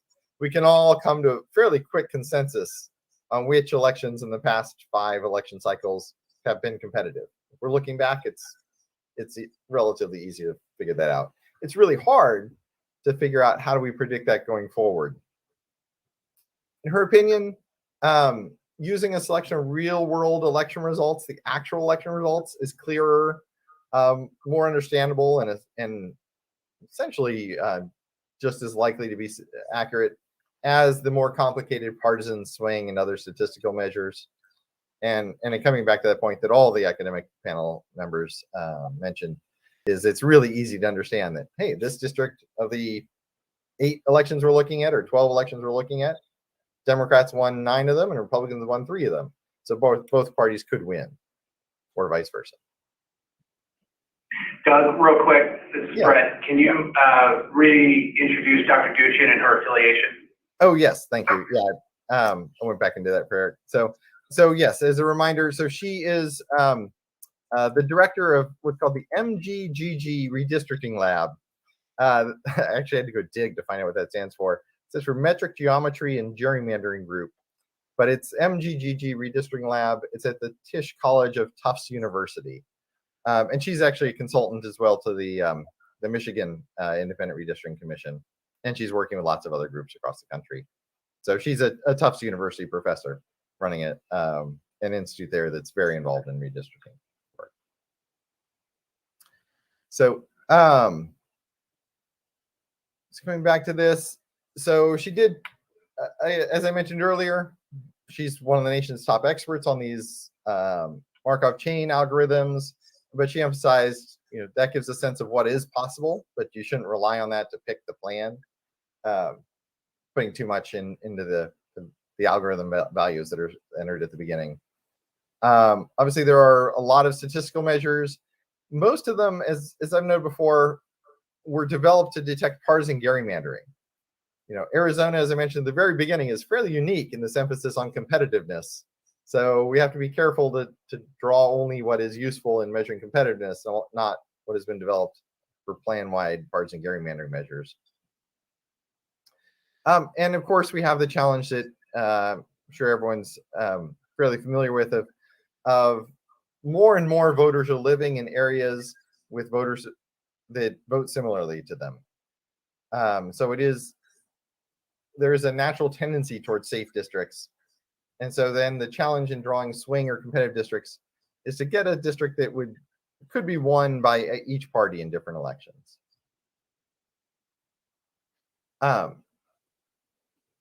She took the point that the nice thing was, and I really appreciate all of these academics' participation, the dynamic that we got between the three of them was, I thought, was just fantastic. And she reacted to the point of the presidential election, and secondarily the U.S. Senate election might be the most frequently accurate predictor of future election results. But she took that another step of saying other statewide election results could reflect more the competitive swing of the seat. If an occasional seat goes against that presidential prediction, that's an indication that there's some variation or some swing in that district. As I rephrase it, are you looking to correctly predict the right winner as often as possible, in which case you'd probably go with the presidential vote as your sole predictor, or are you looking to correctly predict which seats would both parties have a chance to win, in which case you want to get a wider range of elections. Her point was interesting, and I had not heard this before, but was an interesting twist of where you might rule out other campaigns because of personality and other campaign-specific factors. She said, as long as you have a large pool of elections, those are actually the factors you might want to look at because they'll wash out and those factors bring out the competitiveness or the swing nature of competitive seats or swing seats, which is an interesting twist. She agreed party registration is no longer a good measure. And then now we get into her two possible measures for your consideration. One, as I mentioned, is this flip seats or swing districts measure. Simply look back at a range of past elections, could be all 18, could be a subpool of them, and see which districts went for one party's candidate one election and another party's candidate another election. She also had a kind of a more traditional possibility, which she called a vote band metric, where you average out some past elections, you get an average range and pick, what's the competitive range of that? Is it 53-47, 55-45, or whatever range you decide on, and then just see which districts using that average measure fall into that range. Kind of like IRC 1.0 did with their 7% range on the Corporation Commission race and with some statewide races, or as I believe IRC 2.0 was doing, even though they didn't specify a specific range. So just before I move on from Dr. Duchin, I did find it very interesting that one of the nation's top experts in kind of all these statistical measures, she and Dr. McGee and Dr. Wang all fall into that category, did not recommend or really push using those more complicated statistical measures, and really said kind of keep it basic, and just something, essentially the basic measures she thought would work just as well as the more complicated ones for that difficult task of predicting future election results. Then our third final academic was Dr. Sam Wang, who's from the Princeton Gerrymandering Project, obviously at Princeton University. The Princeton Gerrymandering Project is actually a project of his larger effort, which is the Princeton Election Consortium. So he talked about an interesting thought, which is because of kind of the partisan extremes that the U.S. is in today, voter behavior is easier to predict now than it was historically. Again, he made that same point about it's a lot easier to identify competitiveness going back than looking forward, even in this partisan environment today. But he did note, as we showed earlier, we have lots of swing elections in Arizona. And he did send a letter that you can refer to as well for more detail than what I'm presenting today. His view actually was very similar to Professor Duchin's in that the more intensive statistical analysis, which is really the bread and butter of the Princeton Gerrymandering Project, may be more appropriate for academic study and retroactive analysis than for using live during mapping. And really, he was strongly cautioned about be careful of the assumptions in those statistical models, and especially things like how do they fill in data where there was an uncontested election and things like that. Always know that is every statistical model of every kind has these kinds of noise and assumptions built into them. And then be wary of explaining their complexity. If something's a black box, it's hard to convince the public of its results. Not impossible, but certainly a larger challenge than a simple measure. He did show the 538.com website and how it has a model of what are competitive possibilities. I would add to that too, actually, Professor Duchin's MGGG has a similar website where you can kind of see what are the most competitive maps reasonably possible, things like that. Dave's Redistricting app has a similar site where they run thousands of maps and they show kind of the most competitive and the most compact and things like that. So one of the interesting twists this time around is going to be that our data, the IRC's data is not the only data out there. We hopefully will be getting lots of testimony and lots of folks who are familiar with specific areas of the state, and will be coming to the IRC and saying, hey, your numbers may show this. Here are some other numbers that you should consider that may better reflect this specific area of the state, and thus help us make this a competitive map. So there's lots of stuff out there. We look forward to that being a part of this whole new era in redistricting. His summary in the end was to use what he called a market basket of statewide elections. He did say, don't look at legislative election results or congressional results, because you have both the uncontested election factors and then you have incumbency advantage, and that really can twist your data. When you have a proposed district where the underlying old seats, one had an incumbent, the other didn't, the data may not be directly mergeable into your new district. So he did say use that market basket of those statewide partisan elections, because thankfully we have lots of them. And then he kind of fell into the same two pools that Professor Duchin did. An average performance metric where you'd average out a number of statewide elections and define a competitive band and just see which proposed seats in a given map fall into that band. And then he also proposed what he called a responsive districts metric, which is that same idea as Professor Duchin's swing district metric of look at individual past statewide elections and see, did this district go Republican one or two times and Democrat the rest, or vice versa? Just looking at which districts had shown a proclivity to elect candidates from both parties in different elections as indications of swing. So that is a not so quick run through everything you've heard so far. The goal today is, if you can get to that point, is to select which methods you wish to use, select which elections you want to put into that methodology calculations, and then to select whatever ranges you want to use for competitiveness, if you do want to set a range or some other ranking system. And then I just put the idea of competitiveness points out there. The only thing that would add is if you want to say, okay, the positives for a map are how many competitive districts it has, and then if you want to develop some system for taking away because for how many bulletproof districts a map has. Hard to do. None of the past commissions did it, but it is an idea out there that you can consider. As a quick summary, looking here, the method, this is the first group of methods for your A decision, as I mentioned. You've got Professor McGee's plan score and his reasonable swing options, both which are, plan score certainly falls into the complicated side. The reasonable swing is complicated to get your head around. It's not that complicated once you're doing it.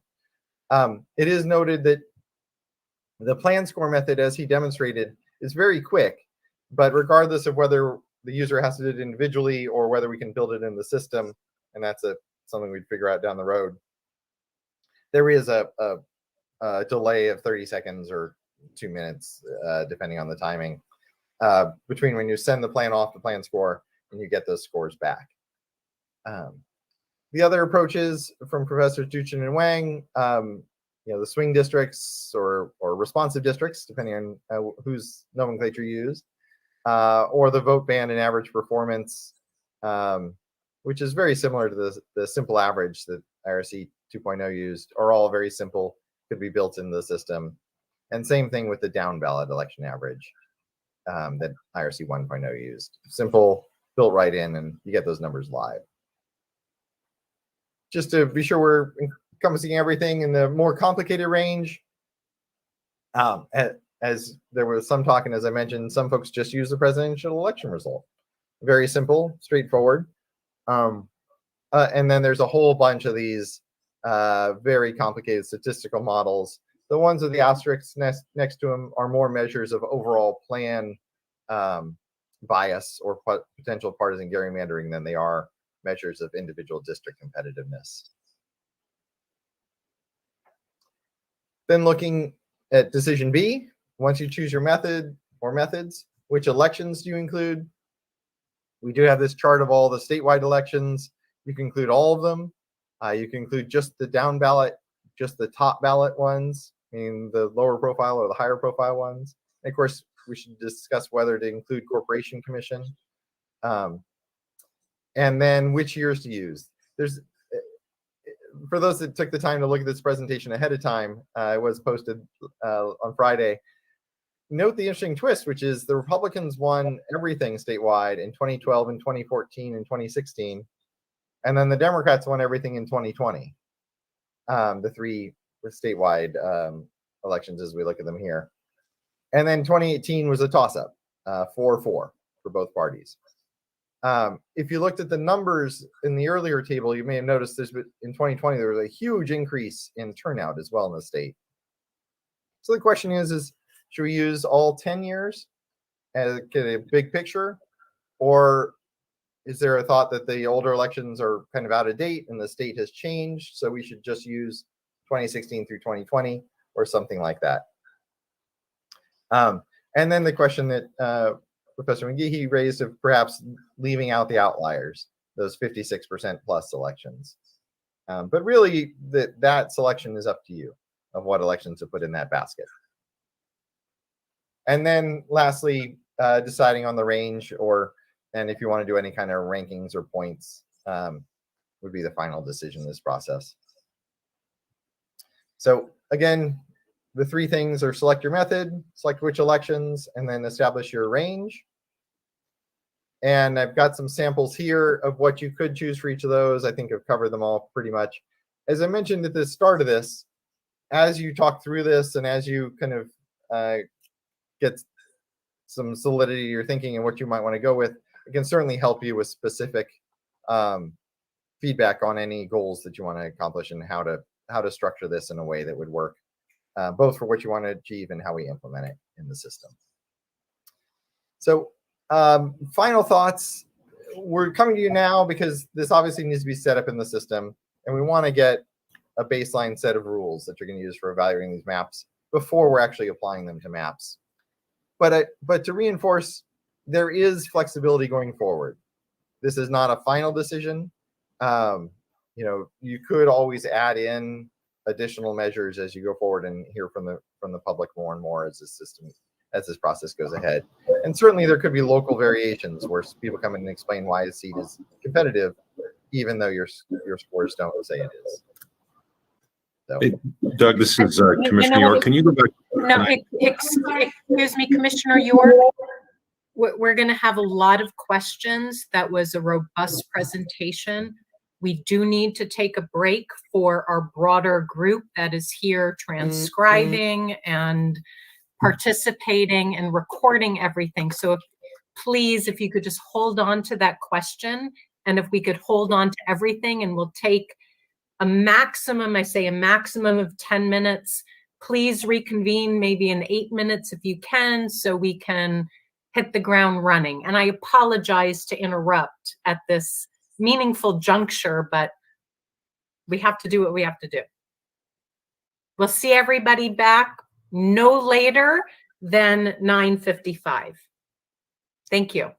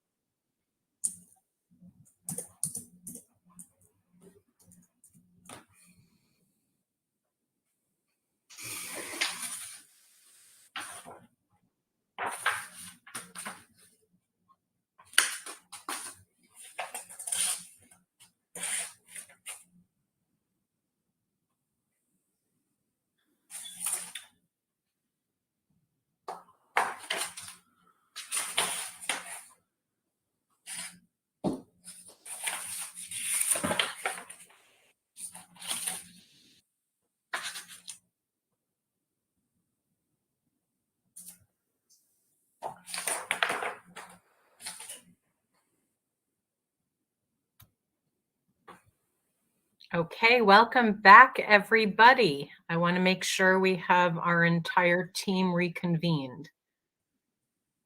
I see Commissioner Meal has left, maybe a internet issue.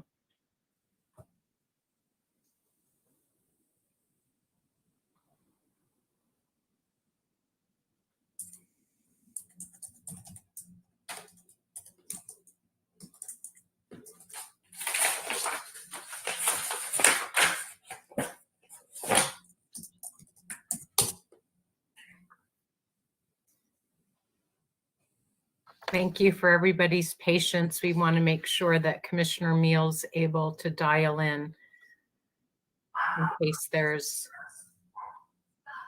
a challenge.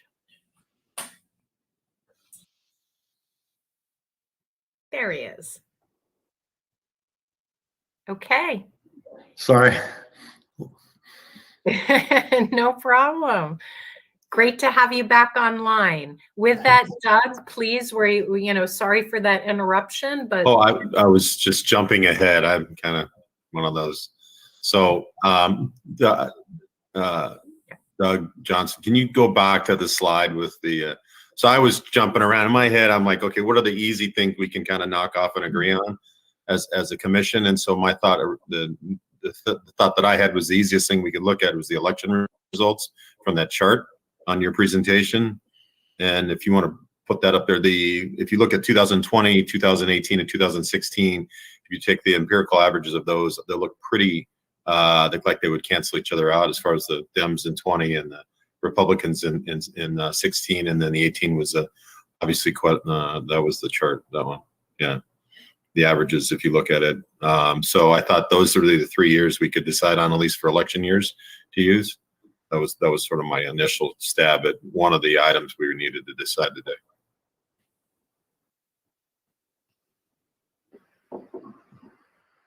today. Thank you, Commissioner York, for diving into the conversation. I don't know, Doug Johnson, is there anything else that you would like to either reiterate, conclude, because we had that awkward break before we turn to commissioner conversation and dialogue?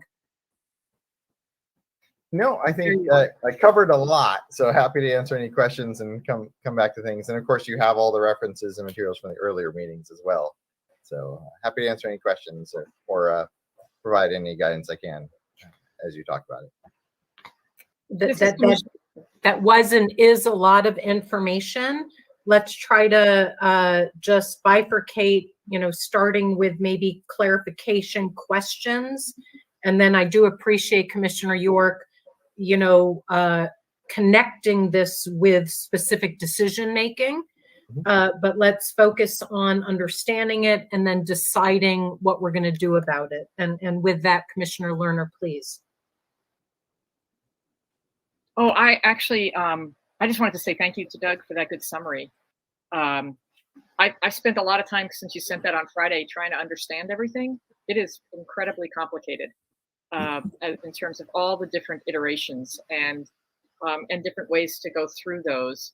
I am still, and I don't have a specific question now, but I will, I think, as we get to talking about the methods, I think I will, and I might follow Commissioner York's, like if we can do one thing. And when we get to methods, I know I'm going to have questions in terms of understanding some of that. I understand the averages real well. That piece was very clear to me. One question I do have, just to have us be thinking down the road when we get to methods. Earlier on, when you were last time when you were presenting, you said maybe consider 2 to 3 different measures as we move forward. I know you said later on we can always add some more. Are you still of that same mind that we could try to start with 2 to 3 measures, let's say, and we may find one works better and we may drop the others later, but at least as we start that we're not going to select one measure, but we'll probably select a few to get us going. We may add later, we may drop. Is that still what you're thinking? Yes, definitely. This is Commissioner Meal, and I think one thing that was really notable, and I'm pretty good at math for a layman, But when you have Dr. Dushin and Dr. Wang both telling us, you'd better keep it simple. The more complicated stuff have issues. Then I think we need to take that to heart. So I would avoid the more complicated statistical measures. And I think the one that I think stands out, and if others agree, is just using a simple basket of elections and agreeing on that basket, and that should be one measure. And then whether there's another one somebody thinks is worth doing or not, I'm open to that. But that where Doug started is where I would jump to that should be one measure. Let's pick a basket of elections and use that basket as a measure. And I would tend to agree with him to drop the 12 and 14 because the state has changed so much. And I would agree with, I think, Doug's basically recommendation, although he never quite says it that way, that we kick the outlier elections of the governor and McCain's election out. And perhaps not use Corporation Commission because of the things he pointed out. It probably doesn't add much to use it when you look at Dr. Dushin's comments that any grab bag of a few elections is going to get you the same result. That again, keeping it simple would be to knock out the outlier elections, knock out Corporation Commission, use 16, 18, 20 elections, and that's probably a pretty good basket for us to be measuring from.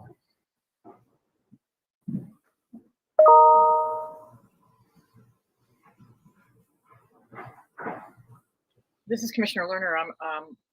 I'm in agreement with a lot of what you just said, Commissioner Meal and Commissioner York. So maybe we could kind of go back to the three different things that he had to say and then talk through each one at a time. So if we start with Commissioner York's proposal of which years, would that be what would you suggest in terms of that? But I think maybe that's, he said, what did you have? Methods, elections, and good one more. The range.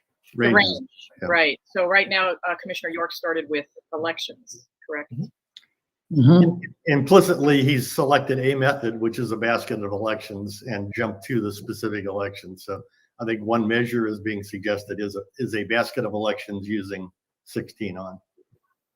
Well, and our three, Ms. Commissioner York, our three consulting panel definitely recommended that, and definitely recommended election results were superior to registration. So we kind of all, we should all agree on that at least. Right. And I have a request of Doug Johnson. Feel free to lean in terms of guidance. This is a tremendous amount of information for us to digest and decide upon. And, we've now known each other, we're working together, we trust your judgment. And so if we're asking the right questions, great. If we're not, please feel free to weigh in. And again, I want to reiterate to the public, and which has been emphasized, whatever we decide today, it's not written in stone. We get to adopt this over time with new information, or we think differently. So this, like a grid map, is a starting point. Yeah. Thank you. Chair Newberg, I definitely agree with that. I didn't want to get too far, in materials I put out on Friday, I didn't want to get out ahead of the commission, but certainly I think the comments so far kind of mirror my thoughts. I think the comments about which elections to look at make sense. If that ends up being where the commission agrees, I think that makes a lot of sense. The one thing on the methods is once you have that pool of elections, we can do both. We can average them, or we could do we could do the basket to see, of those, whatever it is, 12 elections, how many did one party win versus how many the other party won. So I think both of those probably make sense. They're both kind of where it was. I was kind of amazed that our academic panel wasn't that far apart on these issues. I was surprised by how close those three were in their general thinking. And it sounds like the commission may, at least the comments made so far, may be closer to agreement than this could have been, certainly. But yeah, I think comments made so far definitely make sense and could be implemented. Doug, this is Commissioner Meal with a really simplistic question. I assume you have voting data by precinct, and that's why when you change district lines, you can then reflect what what the voting pattern would have been in that newly defined district. Is that how it works? Yes. Well, you're exactly right. The Timmons team is doing the Herculean effort of building this giant precinct database, and then we actually break it down by census block, each individual census block within those precincts. Okay, and you have voting data by block that's accurate. Is that how it works? It's disaggregated, so because we don't really know how that city block voted, but it's a share. We give each block a share of the precinct's votes, so that when we re-aggregate it into the new districts that are drawn by block, we have a pretty good measure, especially at the legislative district size. Hopefully, the noise. You're hearing this theme a lot. Hopefully, the noise and the data will balance out as we re-aggregate into districts. But yes, it is a precinct database, then broken down by census block, and then grouped back up into the new legislative or congressional districts. Okay, that was helpful to me, and I suspect to some of the public also. Mhm. All right, Yeah. Commissioner, thank you, Commissioner Neal. That was a question I had too, so it wasn't too simplistic at all. So when we're looking at these statewide races, we're actually looking at statewide races though at a very fine level, right? That's part of what Commissioner Neal was just asking. And so I think that's good for us to be aware of that. So if we look at a Senate race, we're looking at how did a particular voting, census block vote with that. My question is, in the Constitution, it says no significant detriment to the others. How do we, when we're looking at this, and this may be a question that's unanswerable, you know what's coming, I think. How do we measure significance on this to know whether or not there is a significant detriment here or there's a significant difference? Yeah, I'm going to be very general and say there's a huge element of commissioner judgment in that. Legal can certainly give you an in-depth, and I'm sure is planning to give you an in-depth briefing if they haven't already. This was a huge issue in the years of court battles over the first commission. The initial trial judge said the commission had to define very, very specific definitions and follow those definitions, and then the appeals court threw that out. So where that all landed, I will leave as legal as guidance for the legal team to give you. But as a general rule, there's a large amount of commissioner judgment in that, as I understand it. And we do have the ability to go into executive session if anybody has, the desire to seek legal advice as it relates to what these constitutional requirements mean.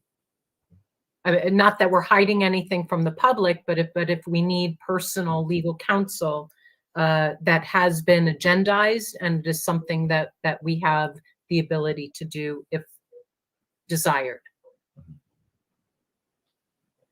Chair Newberg, thank you. At this time, I don't feel I need it right now, but at some point down the road, I could see us asking some of those questions to help us with some of those. Yeah, and that would be my suggestion is today focus on the first half of the criterion, which is what is a competitive district, and then later on we can focus on what is a significant detriment to the other criteria. Both are obviously huge decisions. So this is Commissioner Lerner. I'd like to go back to Commissioner York's initial proposal of the years. If maybe, Doug, you want to make a proposal or something? Sure. Yeah, I mean, I think if I can, I'll combine Commissioner York and Commissioner Mills' suggestions of taking the last 3 election cycles, so 2016, 2018, 2020, as was noted. 2016, Republicans won everything. 2020, the Democrats won everything, and 2018 was the toss-up year, so it gets a balanced pool that way. And then, so that was the initial part, and then the suggestion was to modify that by the McCain and the gubernatorial elections that were kind of outliers, and to not include the corporation commissioners just because of the unusual dynamics of that election. So that would leave all the other statewide offices from those 3 election cycles in our basket. And so this is Commissioner Meal.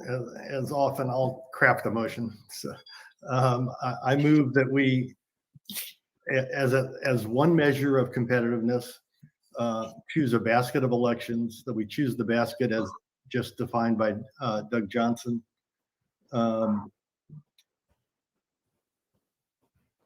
And I don't know if it really needs anything more than that, and to settle on that, and then use the measures, both measures from that basket that he mentioned that would be reported to us.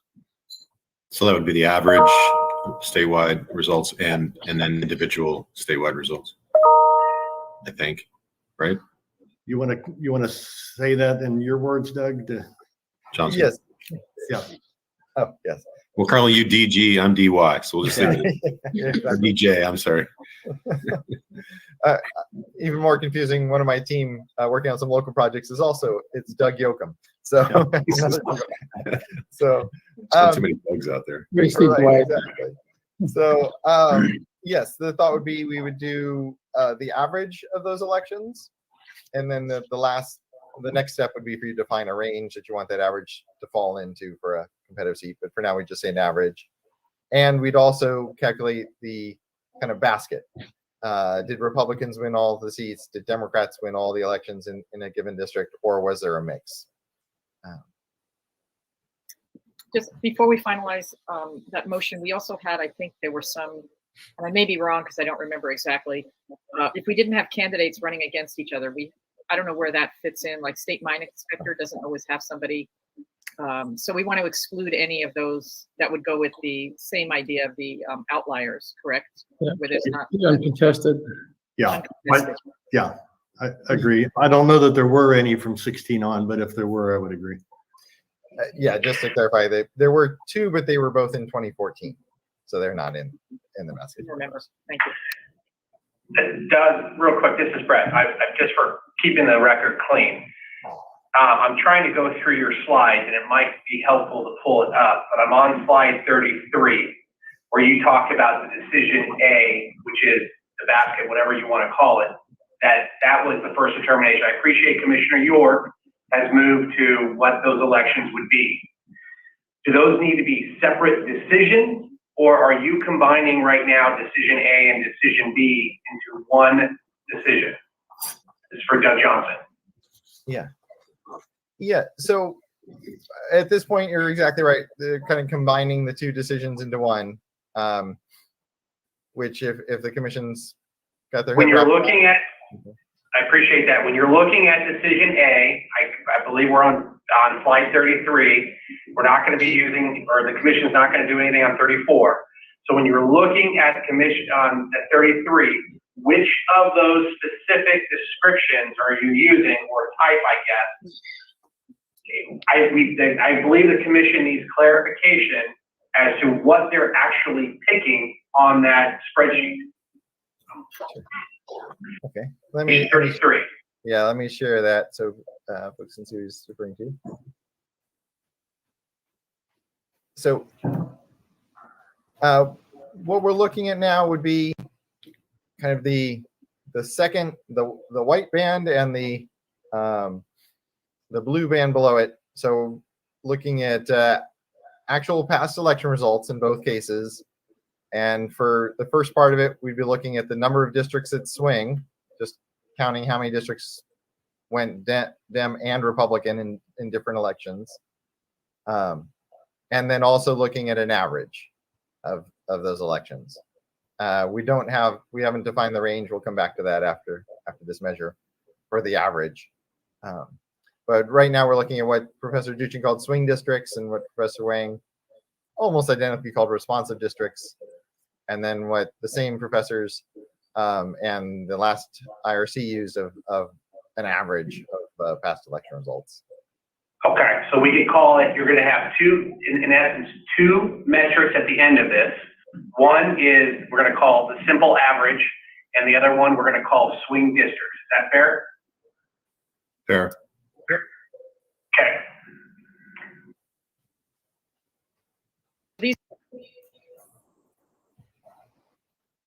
These are And two I would like to reiterate that this is an initial decision and that we have the ability to alter or change if there is additional information that comes in that we want to. But it's so helpful to be thinking through these issues now and getting on the same page. Please.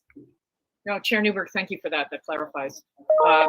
This is Commissioner Lerner. So we are talking about two different methods. Because based on that discussion, right?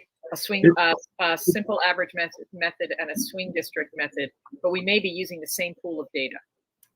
I think it's better to define it as one method that comes out with two metrics. I'm okay with that too.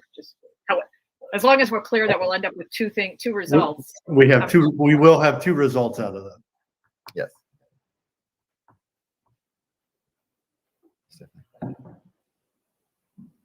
This is Commissioner Lerner. So is the last thing that we need to, do we move forward with Commissioner York's and Commissioner Meal's original, like their proposals, or should we also now talk about range to make them comprehensive? I'm going to defer to Doug Johnson because Doug, you alluded to earlier, maybe not addressing range right now, but what is your suggestion and guidance on this? My thought was to move forward with this vote right now and then move immediately into a discussion of range, but perhaps nail this one down first. Okay. So I'll ask Doug Johnson, and I'm going to try Doug York to always either use your full names now or Commissioner to clarify, because I get it. So Doug Johnson, we have districts where do districts that tend to swing fall into this? Do we keep them in consideration? Because we have some places, right, where districts do shift back. We've heard from, in our public listening tour, we heard from people who said, well, I used to be in this district. Now I'm in, now I have these. Does that, we just count those as part of it? Do we move those out? What happens with those? Kind of people's statements about being in a district that was competitive or that has been competitive kind of get blown up because the grid blows up all the current districts. So this is really a measure. I mean, we'll apply it to the grid after it's drawn because that's what the Constitution says. But obviously, this is not something we're using in development of the grid. So it's much more a theoretical application to the draft maps as they're drawn, as opposed to looking back at past districts that may or may not have been competitive. So, Doug Johnson, I apologize, it's Brett again. Another clarification point for the record to alleviate Mr. Spencer. Swing districts and responsive districts, that is the same thing. We're just calling it swing districts. Fair? I believe so. It depends on who you talk to. There is a little bit of difference in the literature between competitiveness and responsiveness. I don't think it's anything that troubles this commission or that factors into this commission's decisions, but just to be aware, yes, the swing district measure that Professor Duchin talked about and this responsive district measure that Professor Wang talked about are implemented the same way and are essentially the same thing. And the output, yeah, and the output is the number of districts that swing. Exactly. Just for clarification, Professor Duchin in her writing has a different definition of responsive districts. So if you looked at her writing, her responsive districts measure would be different, and that's not what that's not what we're talking about today. Understood. And then for the other deliverable, the vote band, average performance, and simple average that we are calling simple average perform the exact same function, which will lead to a competitive range, which we will talk about, the commission will talk about next. Fair? Yes. So for every map generated, you'll get a list of which districts are swing districts and which districts are in the competitive range under the simple average. So you'll get the different measures. Before we go off of that, Mr. Spencer, anything else you want clarification on? No, I think we're good. All right. So there is a motion. I don't think we've had a second. So. Well, I think we were having questions and discussion. Are we ready to move to a second? Commissioner Newberg. Well, I would actually like it if you would reiterate the motion just to remind us of what we're voting on. And we will ask for clarification from the mapping consultants or legal if there is anything not specific enough in this motion. So please, Commissioner Meal. I move that we choose the method of a basket of actual past elections, that we use that basket to produce two metrics, the simple average and a swing average, and that we use the basket as designated by our earlier discussion of 2016 to 2020 elections, excluding unopposed or outlier elections that were 56% or more, and we eliminate the Corporation Commission from the list. How's that for a specific motion? I'll just offer one clarification, rather just a wording thing, rather than swing average, it's a count of swing districts. Everything else. Thank you. So corrected. And Commissioner Meal, also we have, I think we were going to remove any did you include that and I missed it? I did say it, yeah. Thank you. Any uncontested or outlier, an outlier defined as 56% or more. Okay. Sorry, I missed it. Yeah. Do we have a second? This is Commissioner Lerner, I'll second. Any further discussion? Okay, Vice Chair Watchman, Aye. Commissioner Meal, Aye. Commissioner Lerner. Aye. Commissioner York. Aye. Commissioner Newberg is an aye. And with that, we approve this first draft, this iteration of our competitive measure test, something, as we have clarified in the past, that is open to revision as we move forward in the process. So the other piece of it is addressing the range here. Please.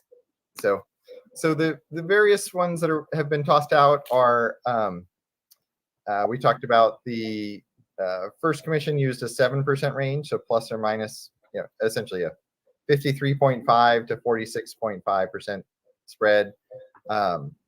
Others that have been mentioned, some of the literature and by some of the academics that talked to you, were a 6%, so plus or minus 3% spread. And then historically, going way back in the academic literature, there's been plus or minus 5% has been used, so a 55-45. Professor Duchin did say that may not be as applicable these days, but it's still out there in the discussions. So this is always tough because it seems somewhat arbitrary. So what you may and very well may end up doing down the line is using two different ranges, saying, well, how many fall in this range and how many fall in this larger range? I might suggest for now we start with just a range and let's see how that works out and get one range and see how that works out, get public input, and let you see how that applies to the maps as the early maps evolve. And then we can improvise from there as seems to make sense once you get more concrete experience. This is Commissioner Lerner. I'd like to throw something out about how about a 4% range, 48 to 52%. That's a possibility. As a start. That's a tighter range than anything in any of the literature. I know. I just know that I do understand that, and with the way things have been changing in our state, that's part of why I was thinking maybe a little bit tighter range. And I know the literature tends to go a little further out than that, but I was going to throw that out there to say, because that to me is really truly competitive when you get to that. But it's just a start for discussion. Dr. Duchin seems to recommend a 53 to 47 range, and Dr. Wang a 46.5 to 53.5. Just to read it out of their proposals. And we have a big state with many districts. And so in my mind, I'd like to think about a range that could be applicable to, as broad of our districts as possible. And I should add one clarification. Just I I should have mentioned this up front, is for this range, this range is only used with the simple average number, because the swing districts measure gives you a count of how many districts flipped. There's no percentage range on that. So the nice thing is, as you go forward, you'll see, are those two measures identifying the same districts? Or if the swing districts measure is identifying districts that are not in your range, that may give you a sense that maybe or vice versa, maybe your range should be tightened up or widened out as you go along. So just to clarify, that this range is only for the simple average measure. Yeah. The swing districts measure does not use a range. Well, Madam Chair, I think Doug Johnson suggested, we could have a couple ranges. And so I'm inclined to, kind of shorten that range. And I like what Commissioner Lerner is saying, start with the 4%, even though, some of the writing may have a wider range. There's been a lot of swings, a lot of changes. And so I like what Commissioner Lerner is saying as a starting point. So, and maybe we could use an average of the three different ranges that were put on the table by Wang and the others. But we need a starting point, and 4% appeals to me. Yeah. Can you, Doug Johnson, just for clarification, can you just clarify for us as we're thinking through this what the disadvantages of a narrower range would be?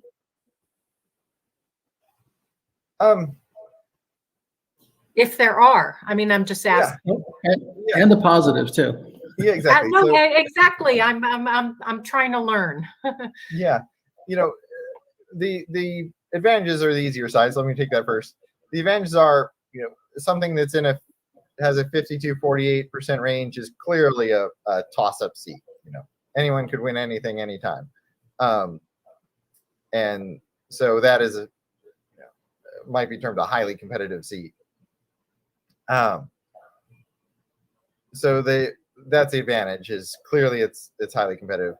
There's two parts of the disadvantage. One is, and this is where you might get to Commissioner Watchman's point. This is where you might just want to jump in with multiple ranges too. If a seat is 53-47 and we're just using a 4% range, well, then in the county competitive districts, there's not really a difference between the 53-47 and the 60-40 seat. They're both considered not competitive. So that clearly a 53-47 is more competitive than a 60-40. And this is where, to your earlier point, this is where the competitiveness gets so complicated. The other side is that if we're pushing for a tight range, well, that's going to lead to more blending. If we're blending one Republican community with one Democratic community in a way that you don't find is a significant detriment to either one, you have to do more blending to get to a 52-48 than you do to get to a 55-45. So those would be the two pieces. Not against it. I mean, if it gets the commission along in this decision, it's certainly worth jumping in with two ranges now. If you want to see a report of 52-48 and a report of 56.5 to 40, well, what is it, 53.5 to 46.5, the 7% range, we could it's really easy in the system for us to report both those scores. This is Commissioner Lerner. I'd be open to having two ranges like that, a 48-52 and a 47-53 perhaps, which is a little bit wider. And if we can look at both of those and see how things land, we can evaluate later on and see how it's going. I would be okay with using the dual range so that we're really effectively reporting highly competitive and competitive measures. So 7% and 4%. It was actually 8%, 47, 53, and 44. It was 6%, I think, or it could be. Yeah. Excuse me, 6%. Yeah. 6%, or we could go with I think I think 3.5 would be the way I'd do it, just to get us a little bit broader. So you could, because I mean, if you listen to our tour, community's interests are very concerned about staying together. And so that would give us a spectrum of both, right? Competitiveness and probably define more communities if we had a little bit broader scope. So go with Wang's 53.5, 46.5. Right. And then go with Shireen's proposal, which was 48. 48, 52. So you don't want to do the 40, I think 4753 was Duchin. Am I wrong? I mean, I can't remember. Duchin was 7. Duchin was 7 and Wang was Same, I think. same. Yeah, I would just in terms of those two pools, if you're going to use 2, it might be a little better to have a little more range between That's the what two. Rather, that was my thought, that we could see the spread. yeah, if you're using an entire one, you're using 52s and 53s. There's not that much, as opposed to 52s and 53.5s. Okay, so to clarify, it would be 46.5 to 53.5. 3.5. Okay, Yeah. so that's what we're talking about for that and 4852. We're going to compare those. Mhm. We'll do that. Yep. And just for going ahead, if this is a way to take, just if we see oddities in the reports, mainly between the two measures that we're using, then we can dig into things like, are the presidential elections driving those oddities? Are the Secretary of State elections driving those oddities? And we, as you're doing revisions, if you choose to do revisions down the line, we can tie them into the data, into the math and analysis in a way that makes sense. Perfect. I think we have consensus. Mhm. And if somebody would like to, make a motion, I'll entertain that. So this is Commissioner Lerner. I propose that we use 2 ranges for our, it's only going to apply to the simple average analysis that we're going to be doing. One range will be 48 to 52, and the other range will be 46.5 to 53.5. Mhm. I will say, I'm sorry, who is that? Commissioner Meal seconds. Yeah. Okay, any further discussion? We'll take a vote. Vice Chair Watchman, Aye. Commissioner Meal, Aye. Commissioner Lerner, Aye. Commissioner York, Aye. Commissioner Newberg is an aye. With that, we vote 5-0 to approve this 2 different ranges. And with that, unless there is any further conversation, we can move on to, Doug, I don't want to pass off. If there's anything else you want to sum up or. Yeah, just one concluding comment, just so the commissioners know, and for the public to encourage them, is that as I noted, kind of buried in the presentation, this is a whole new time compared to 10 and 20 years ago. There are all these resources out there on the web, and we encourage the public to use those resources and come in, and if they're finding something interesting and insightful in the data and in their analysis using these other measures, they should not feel limited by just the data that we're putting out on the commission's behalf. We welcome all that input, and we welcome their thoughts and guidance on these questions. As the commission just talked about, you're totally open to this information, and this one of the new things of this year is how many resources out there, so that we welcome the public. We welcome hearing from the public as they come to you and share their thoughts on possible other interpretations of how maps might look. So, Chair Newberg, can I ask, this is Commissioner Lerner, ask one more question of Doug? Please. Doug Johnson. Thanks, Commissioner York. I just wanted to know, at one point we talked about having more multiple measures. We now have 2 measures. I would like to know if you would have a 3rd measure, or, okay, you're looking at 3rd and 4th. I see Doug York raising his hand. So I guess that's where I'm at now, is what are the, we want to talk about other measures that we might be interested in using. So maybe Commissioner York, I don't know if you had a suggestion for some other measures, or if Doug Johnson has, but are there some others that we should be looking at, is my question. I'll offer my thoughts, and obviously Commissioner York and others should chime in clearly. Certainly defer to all of you on these questions. No, you know, I was, as I mentioned earlier, I was fairly surprised at kind of the consensus and the guidance we received. I was expecting a lot of competing, very complicated statistical model suggestions, and we didn't really get that. You know, plan score is one that is talked about. And Dr. Duchin on a follow-up call said, well, I have, you know, my website where you can dump your map and get scores back too. So that relates to the point I was making earlier about, even though they're not adopted as official measures, certainly the public is welcome to take any map they want, dump them in those websites, and come back and report to you the scores. And you can certainly take that into consideration in your deliberations. So I think you have a pretty good measure. The other one that maybe as you get along that might be useful, if we're finding a lot of questions and conflicts between the 3 scores that you'll get now, the 2 range scores and then the swing districts count, then maybe we want to look at having Professor Duchin run a Markov chain chart kind of setup or something like that. But I think you've got a good base to work from, and we'll see how the different maps start scoring and what questions and complications those bring up. Would be my thought. But we're of course happy to do whatever the commission directs as we go along. Thank you. Thank you. And I think there is a premium on, simplicity, transparency, making it accessible and understandable to the broader public. Sometimes we can make it more complicated and it maybe doesn't have the return that we had hoped. So, but if there's meaningful changes and adaptations that we need to make, we're certainly open to that.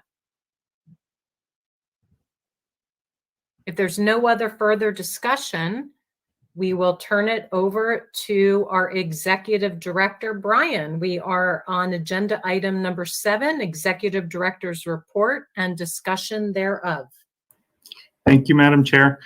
First, I want to touch on the listening tour. I'd like to thank the public, commissioners, our mapping consultants, and legal team for participating in the tour. We got some really great feedback. Second, I'd really like to thank our staff for their hard work over these last 2 weeks. They not only set up 15 public meetings, but they helped coordinate 30 sites around the state. I know I personally drove about 2,000 miles. I'm sure that Lori, Val, and Michelle probably drove more. We had a presence in every one of Arizona's counties. We had over 2,100 folks attend the public hearings in person and virtually. We had over 600 online communities interest surveys collected. We had over 400 speakers testify. We collected hundreds of paper surveys along the way while continuing to receive public input and doing the day-to-day work of the commission. And for most of the tour, it was just the 4 of us. And I don't want to say there weren't glitches along the way. Power outages, torrential rainfall, fire alarms going off. But I promise you, those glitches bug me more than anyone else. We're just starting to really build a good foundation. We've listened to the public along the way. We've taken notes of what they've had to say and how we can improve moving forward. Someone said the other day, we're flying an airplane while building it, and that is the most accurate description I've heard so far of this process. So please bear with us. We're doing our best. We want everybody who wants to participate to participate. So I just want to kind of run through that really quick and thank our staff for their hard work. We kept them away from home for a while and had them on the road. So wanted to do that first of all. Next up, Newberg, oh, sorry. I know, Director Schmidt, I just want to say a thank you. That was a huge amount of work that you all put together. I want to acknowledge the staff on that. I also want to acknowledge Chair Newberg, who attended every one of the meetings in person with you. Not all of us were able to do so. And we know how hard all of you worked. And I just want to say thank you to all of you for everything you did. It is tough to do when you're going. You never know what you're going to see or find when you turn up at a new place. And I know all the staff worked real hard. And I know Chair Newberg, I appreciate the fact that you were able to attend every meeting. So thank you for that. Thank you. Next up, I would like to introduce, we have two new outreach folks, Marie, who has started, and Alex will start full-time next Monday. So I want to give Marie a second to introduce herself to the commission and to the public. Thank you, Brian. Good morning, Chair and Commissioners. I'm really happy to be here supporting the Commission and the staff. A special hello to Commissioner Lerner. I staff the Tempe Citizen Census Committee, which she served on. And happy to be here. Just want to clarify my name because it causes some confusion. I am Marie Chapel Camacho, but I go by Marie Chapel for ease of use because I keep the Spanish tradition of both parents' names, and Marie Chapel is the shortened version of that. Great. Thank you so much, Marie. So as we move forward, I know outreach was something we heard from the public that they wanted more outreach. We are building every day. And if there are groups out there who would like to participate or would like our help in helping them participate, please reach out.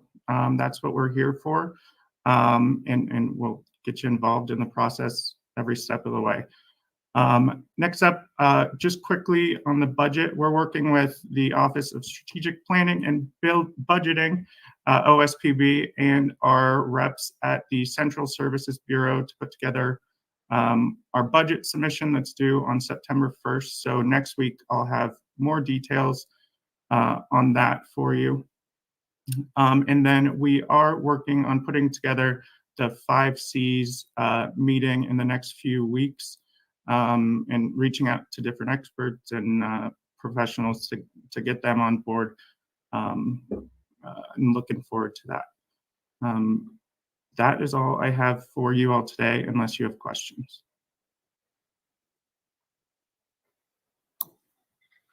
So Director Schmidt, on the budget, you mentioned you're working on it. Is that for next fiscal year or is that for this fiscal year? Because I think we're in a new fiscal year, which started on July 1, if I'm not mistaken.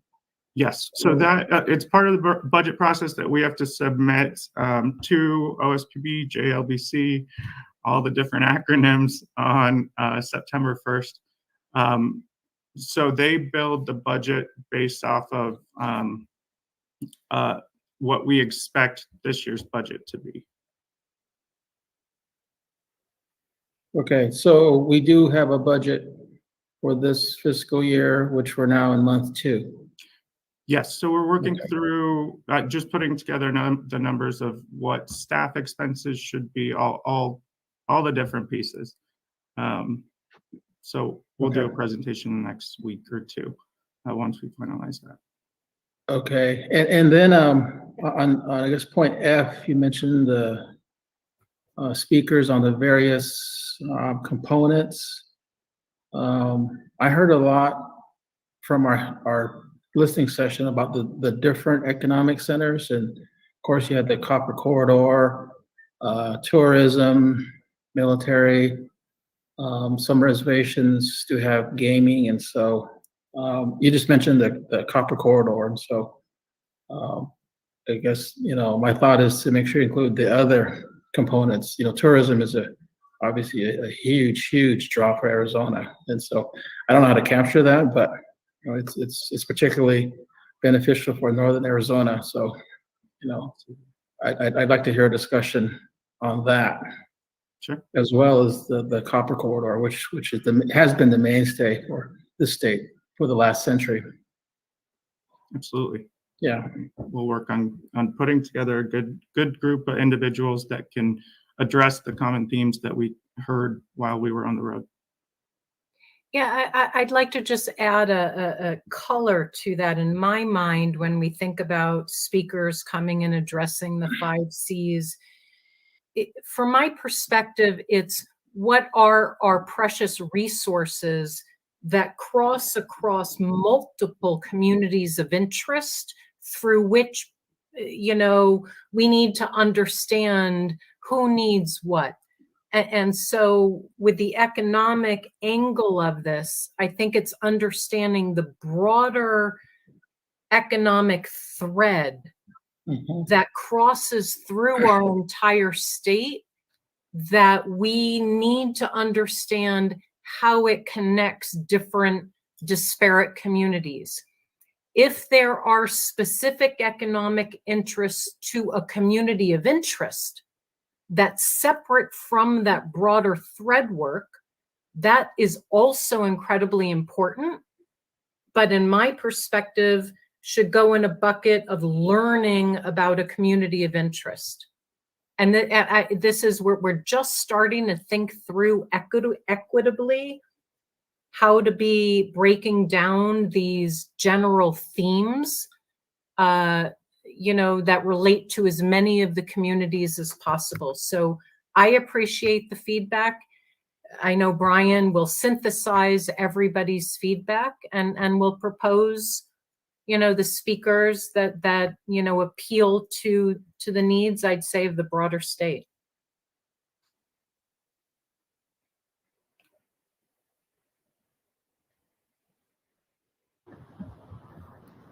Chair. Sorry, this is Commissioner Lerner having trouble with my microphone. Just as a follow-up, Chair Newberg, we did hear from some folks, and you alluded to this earlier in the meeting, about hearing from people who felt that they hadn't been heard. Should they contact the executive director then about potentially coming in and asking for presentation time or having a meeting of some kind? Would that be the best approach? You know what? Absolutely. And this piggybacks to the public comments section. First of all, we're not done with listening. And so, it's possible after we can synthesize what we just learned, what was effective, how to maximize return on investment with our collective staff time. We could do additional tours. We could do targeted learning. We, ask the community's patience to give us just a little time to digest what we learned and come back with some proposals, since we finished, just last night. But with that, please don't hesitate. Reach out on our link. If you feel your community has not been heard, let us know. We will find a way to meet with you and make sure your needs are heard.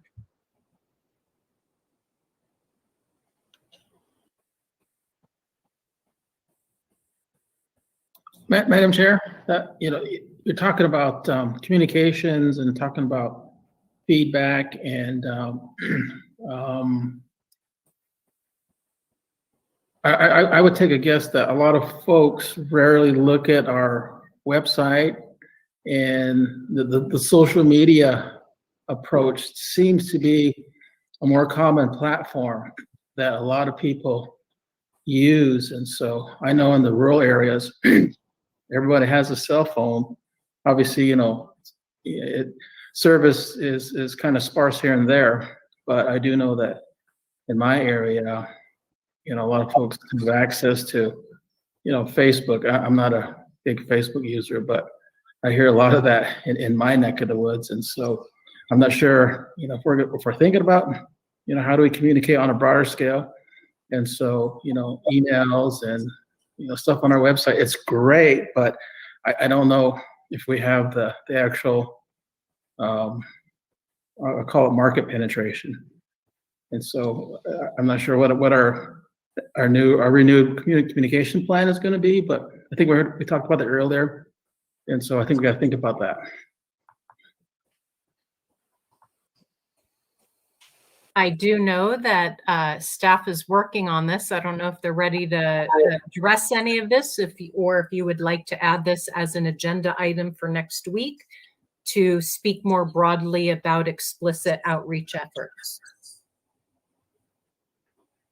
the communications aspect is definitely something we're working on between digital and more traditional media. That's something that we heard on the road about, even just advertising and local newspapers, things like that. So we are talking through that, and hopefully we can come back to you with a plan in the next week or two, especially now that we have our outreach folks on board. I think they'll be very helpful in helping to develop that.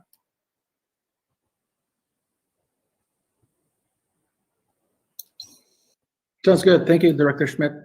I think it's important. I know that a lot of the reservations have a local weekly newspaper. And so, you know, some of the work that I do, I have subscriptions to those just to keep up with it, keep up with what's going on in the local areas. And so, and then of course, a lot of the tribes have radio stations.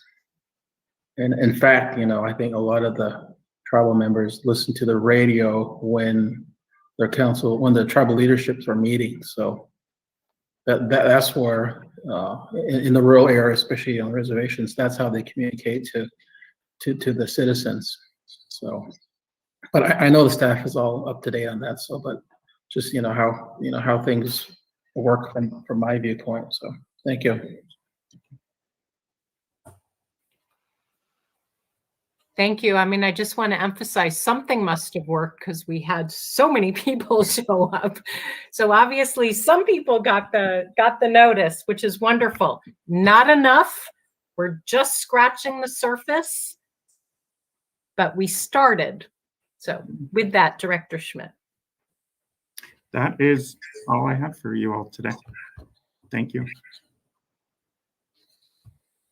Any other questions? Okay, thank you again, staff, for your tireless commitment to the process. You know, you've been a joy to work with, and you know, the results are fabulous, but we'll do better. With that, we will move to agenda item number 8, which is discussion of future agenda item requests. I know that we spoke about focusing on, you know, social media / outreach efforts. That's one bucket that I think, you know, we need to revisit.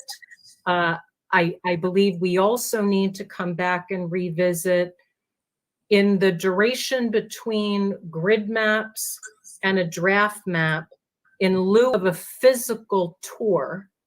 How is it that we best collectively, you know, get data and tap into our state? And I'm not suggesting that we wait for that, but it's something that I think would be helpful for us to convene and have a formal conversation about.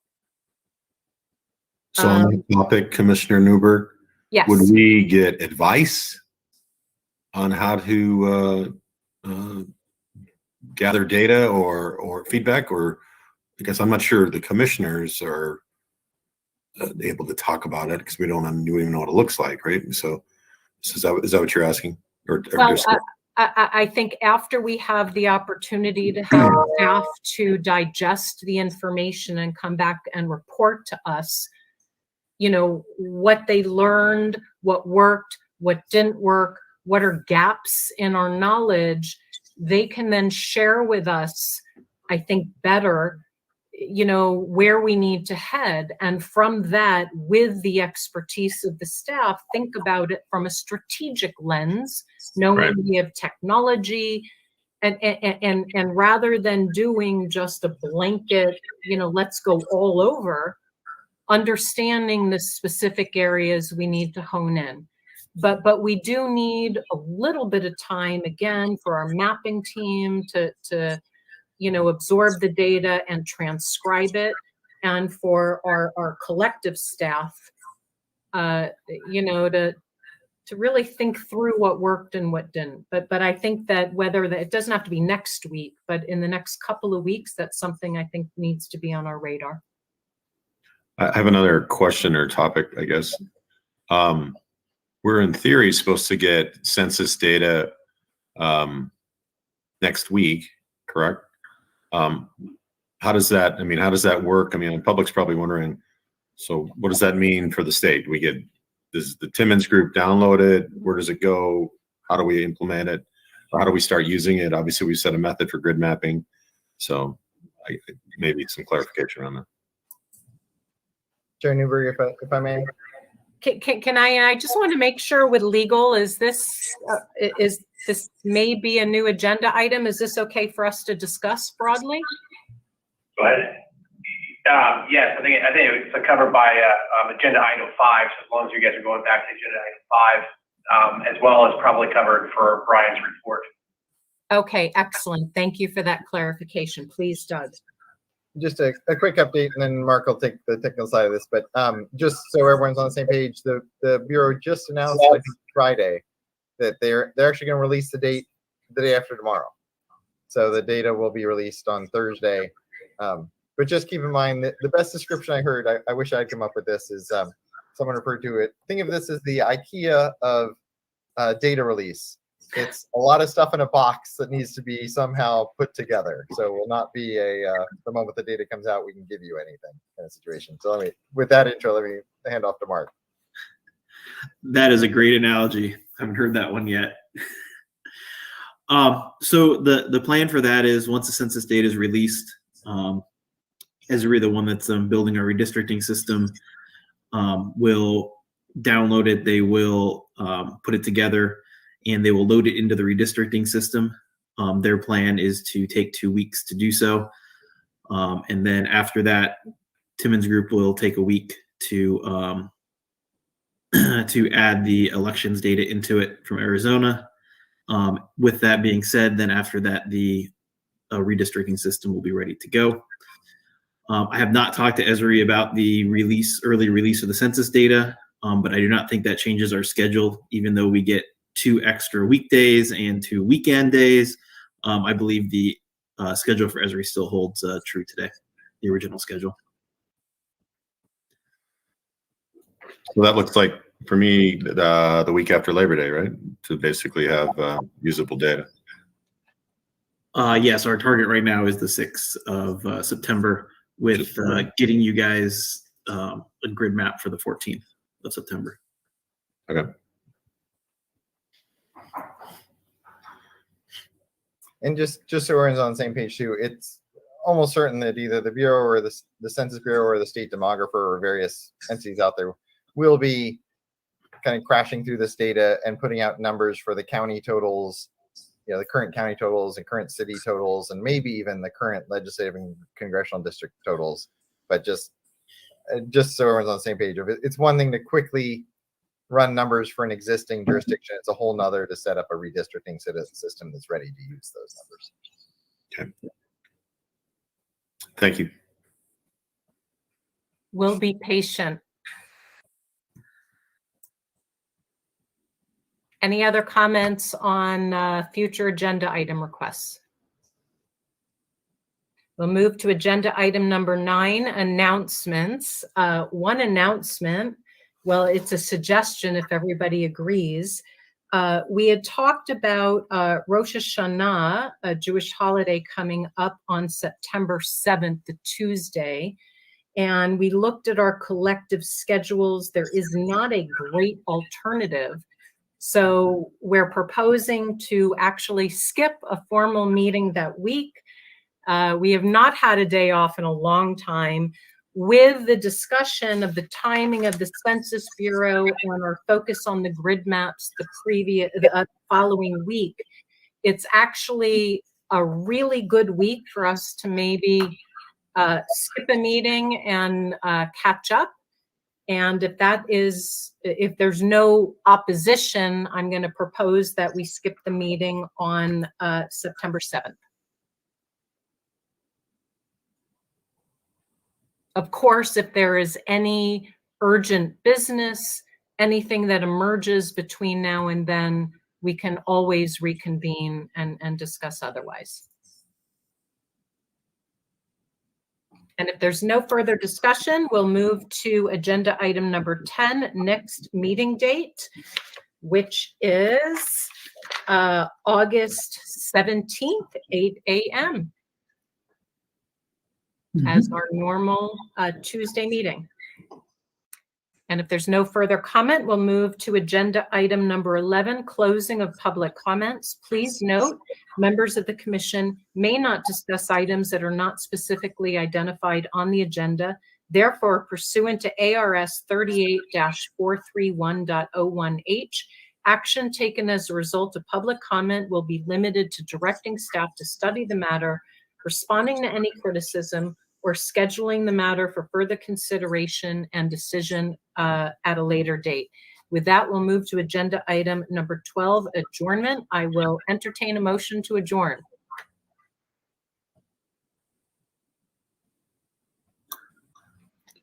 So moved. Vice Chair Watchman moves to adjourn. Second. Commissioner Meal seconds. Okay, Vice Chair Watchman, Aye. Commissioner Meal, Aye. Commissioner Lerner, Aye. Commissioner York, Aye. Commissioner Newberg is an aye. With that, we will adjourn. And again, I thank our broader team, the commissioners, our staff, the public for your ongoing commitment. And we look forward to seeing you at our next meeting. And be in touch. Take care. Bye-bye.